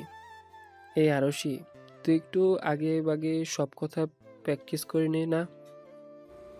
আরশি অবাক হয়ে বলল, আমি প্র্যাকটিস করব মানে? কথাগুলো কি আমি বলবো নাকি? বলবে তো আনায়া। আয়ান আশ্চর্য কণ্ঠে বলল, আমি কখন বললাম বলবো? সুজন সবকটাকে ঝাড়ি মেরে বলল, কিছু তো লাগিয়ে দিয়েছিস তোরা। একটা পিচ্ছি মেয়েকে সামান্য সামান্য কটা কথা বলবি, তাই তোরা এত ঘড়িমসি করছিস? আয়ানা দাঁত কেলিয়ে বলল। সুজন মুখ কাচুমাচু করে ফেললো।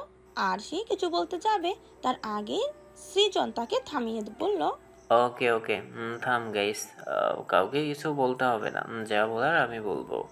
সুজন ঠাস করে সৃজনের গালে কিস করে দিয়ে বলল, এজন্যই তো তোকে এত বুদ্ধিমান বলি। কেমন আমাদের সব প্রবলেম সলভ করে দিস। সৃজন নাক ছিটকে বলল, সি, মেয়েদের মতো এমন গায়ে পড়া স্বভাবের হয়েছিস কেন তুই? আমাদের বউয়ের চুমু খাওয়ার জায়গায় তুই কেন চুমু? আমার বউয়ের চুমু খাওয়ার জায়গায় তুই কেন চুমু খেলি? ব্যাককল। সুজন দাঁত কেলিয়ে হাসলো। ওদের কথার মাঝে উক্ত রমণী ক্যাফের দরজা ঠেলে ভিতরে ঢুকলো। রমণীকে ভিতরে আসতে দেখে সবাই আটসাট হয়ে বসলো। রমণী এসে বসলো তাদের পাশে, তার জন্য বরাদ্দ রাখা চেয়ারে। সৃজন হাসি মুখে বলল, আসতে কোনো সমস্যা হয়নি তো তাসফি? তাসফি মুচকি হেসে বলল, একদম না। আপনারা সবাই কেমন আছেন বলুন?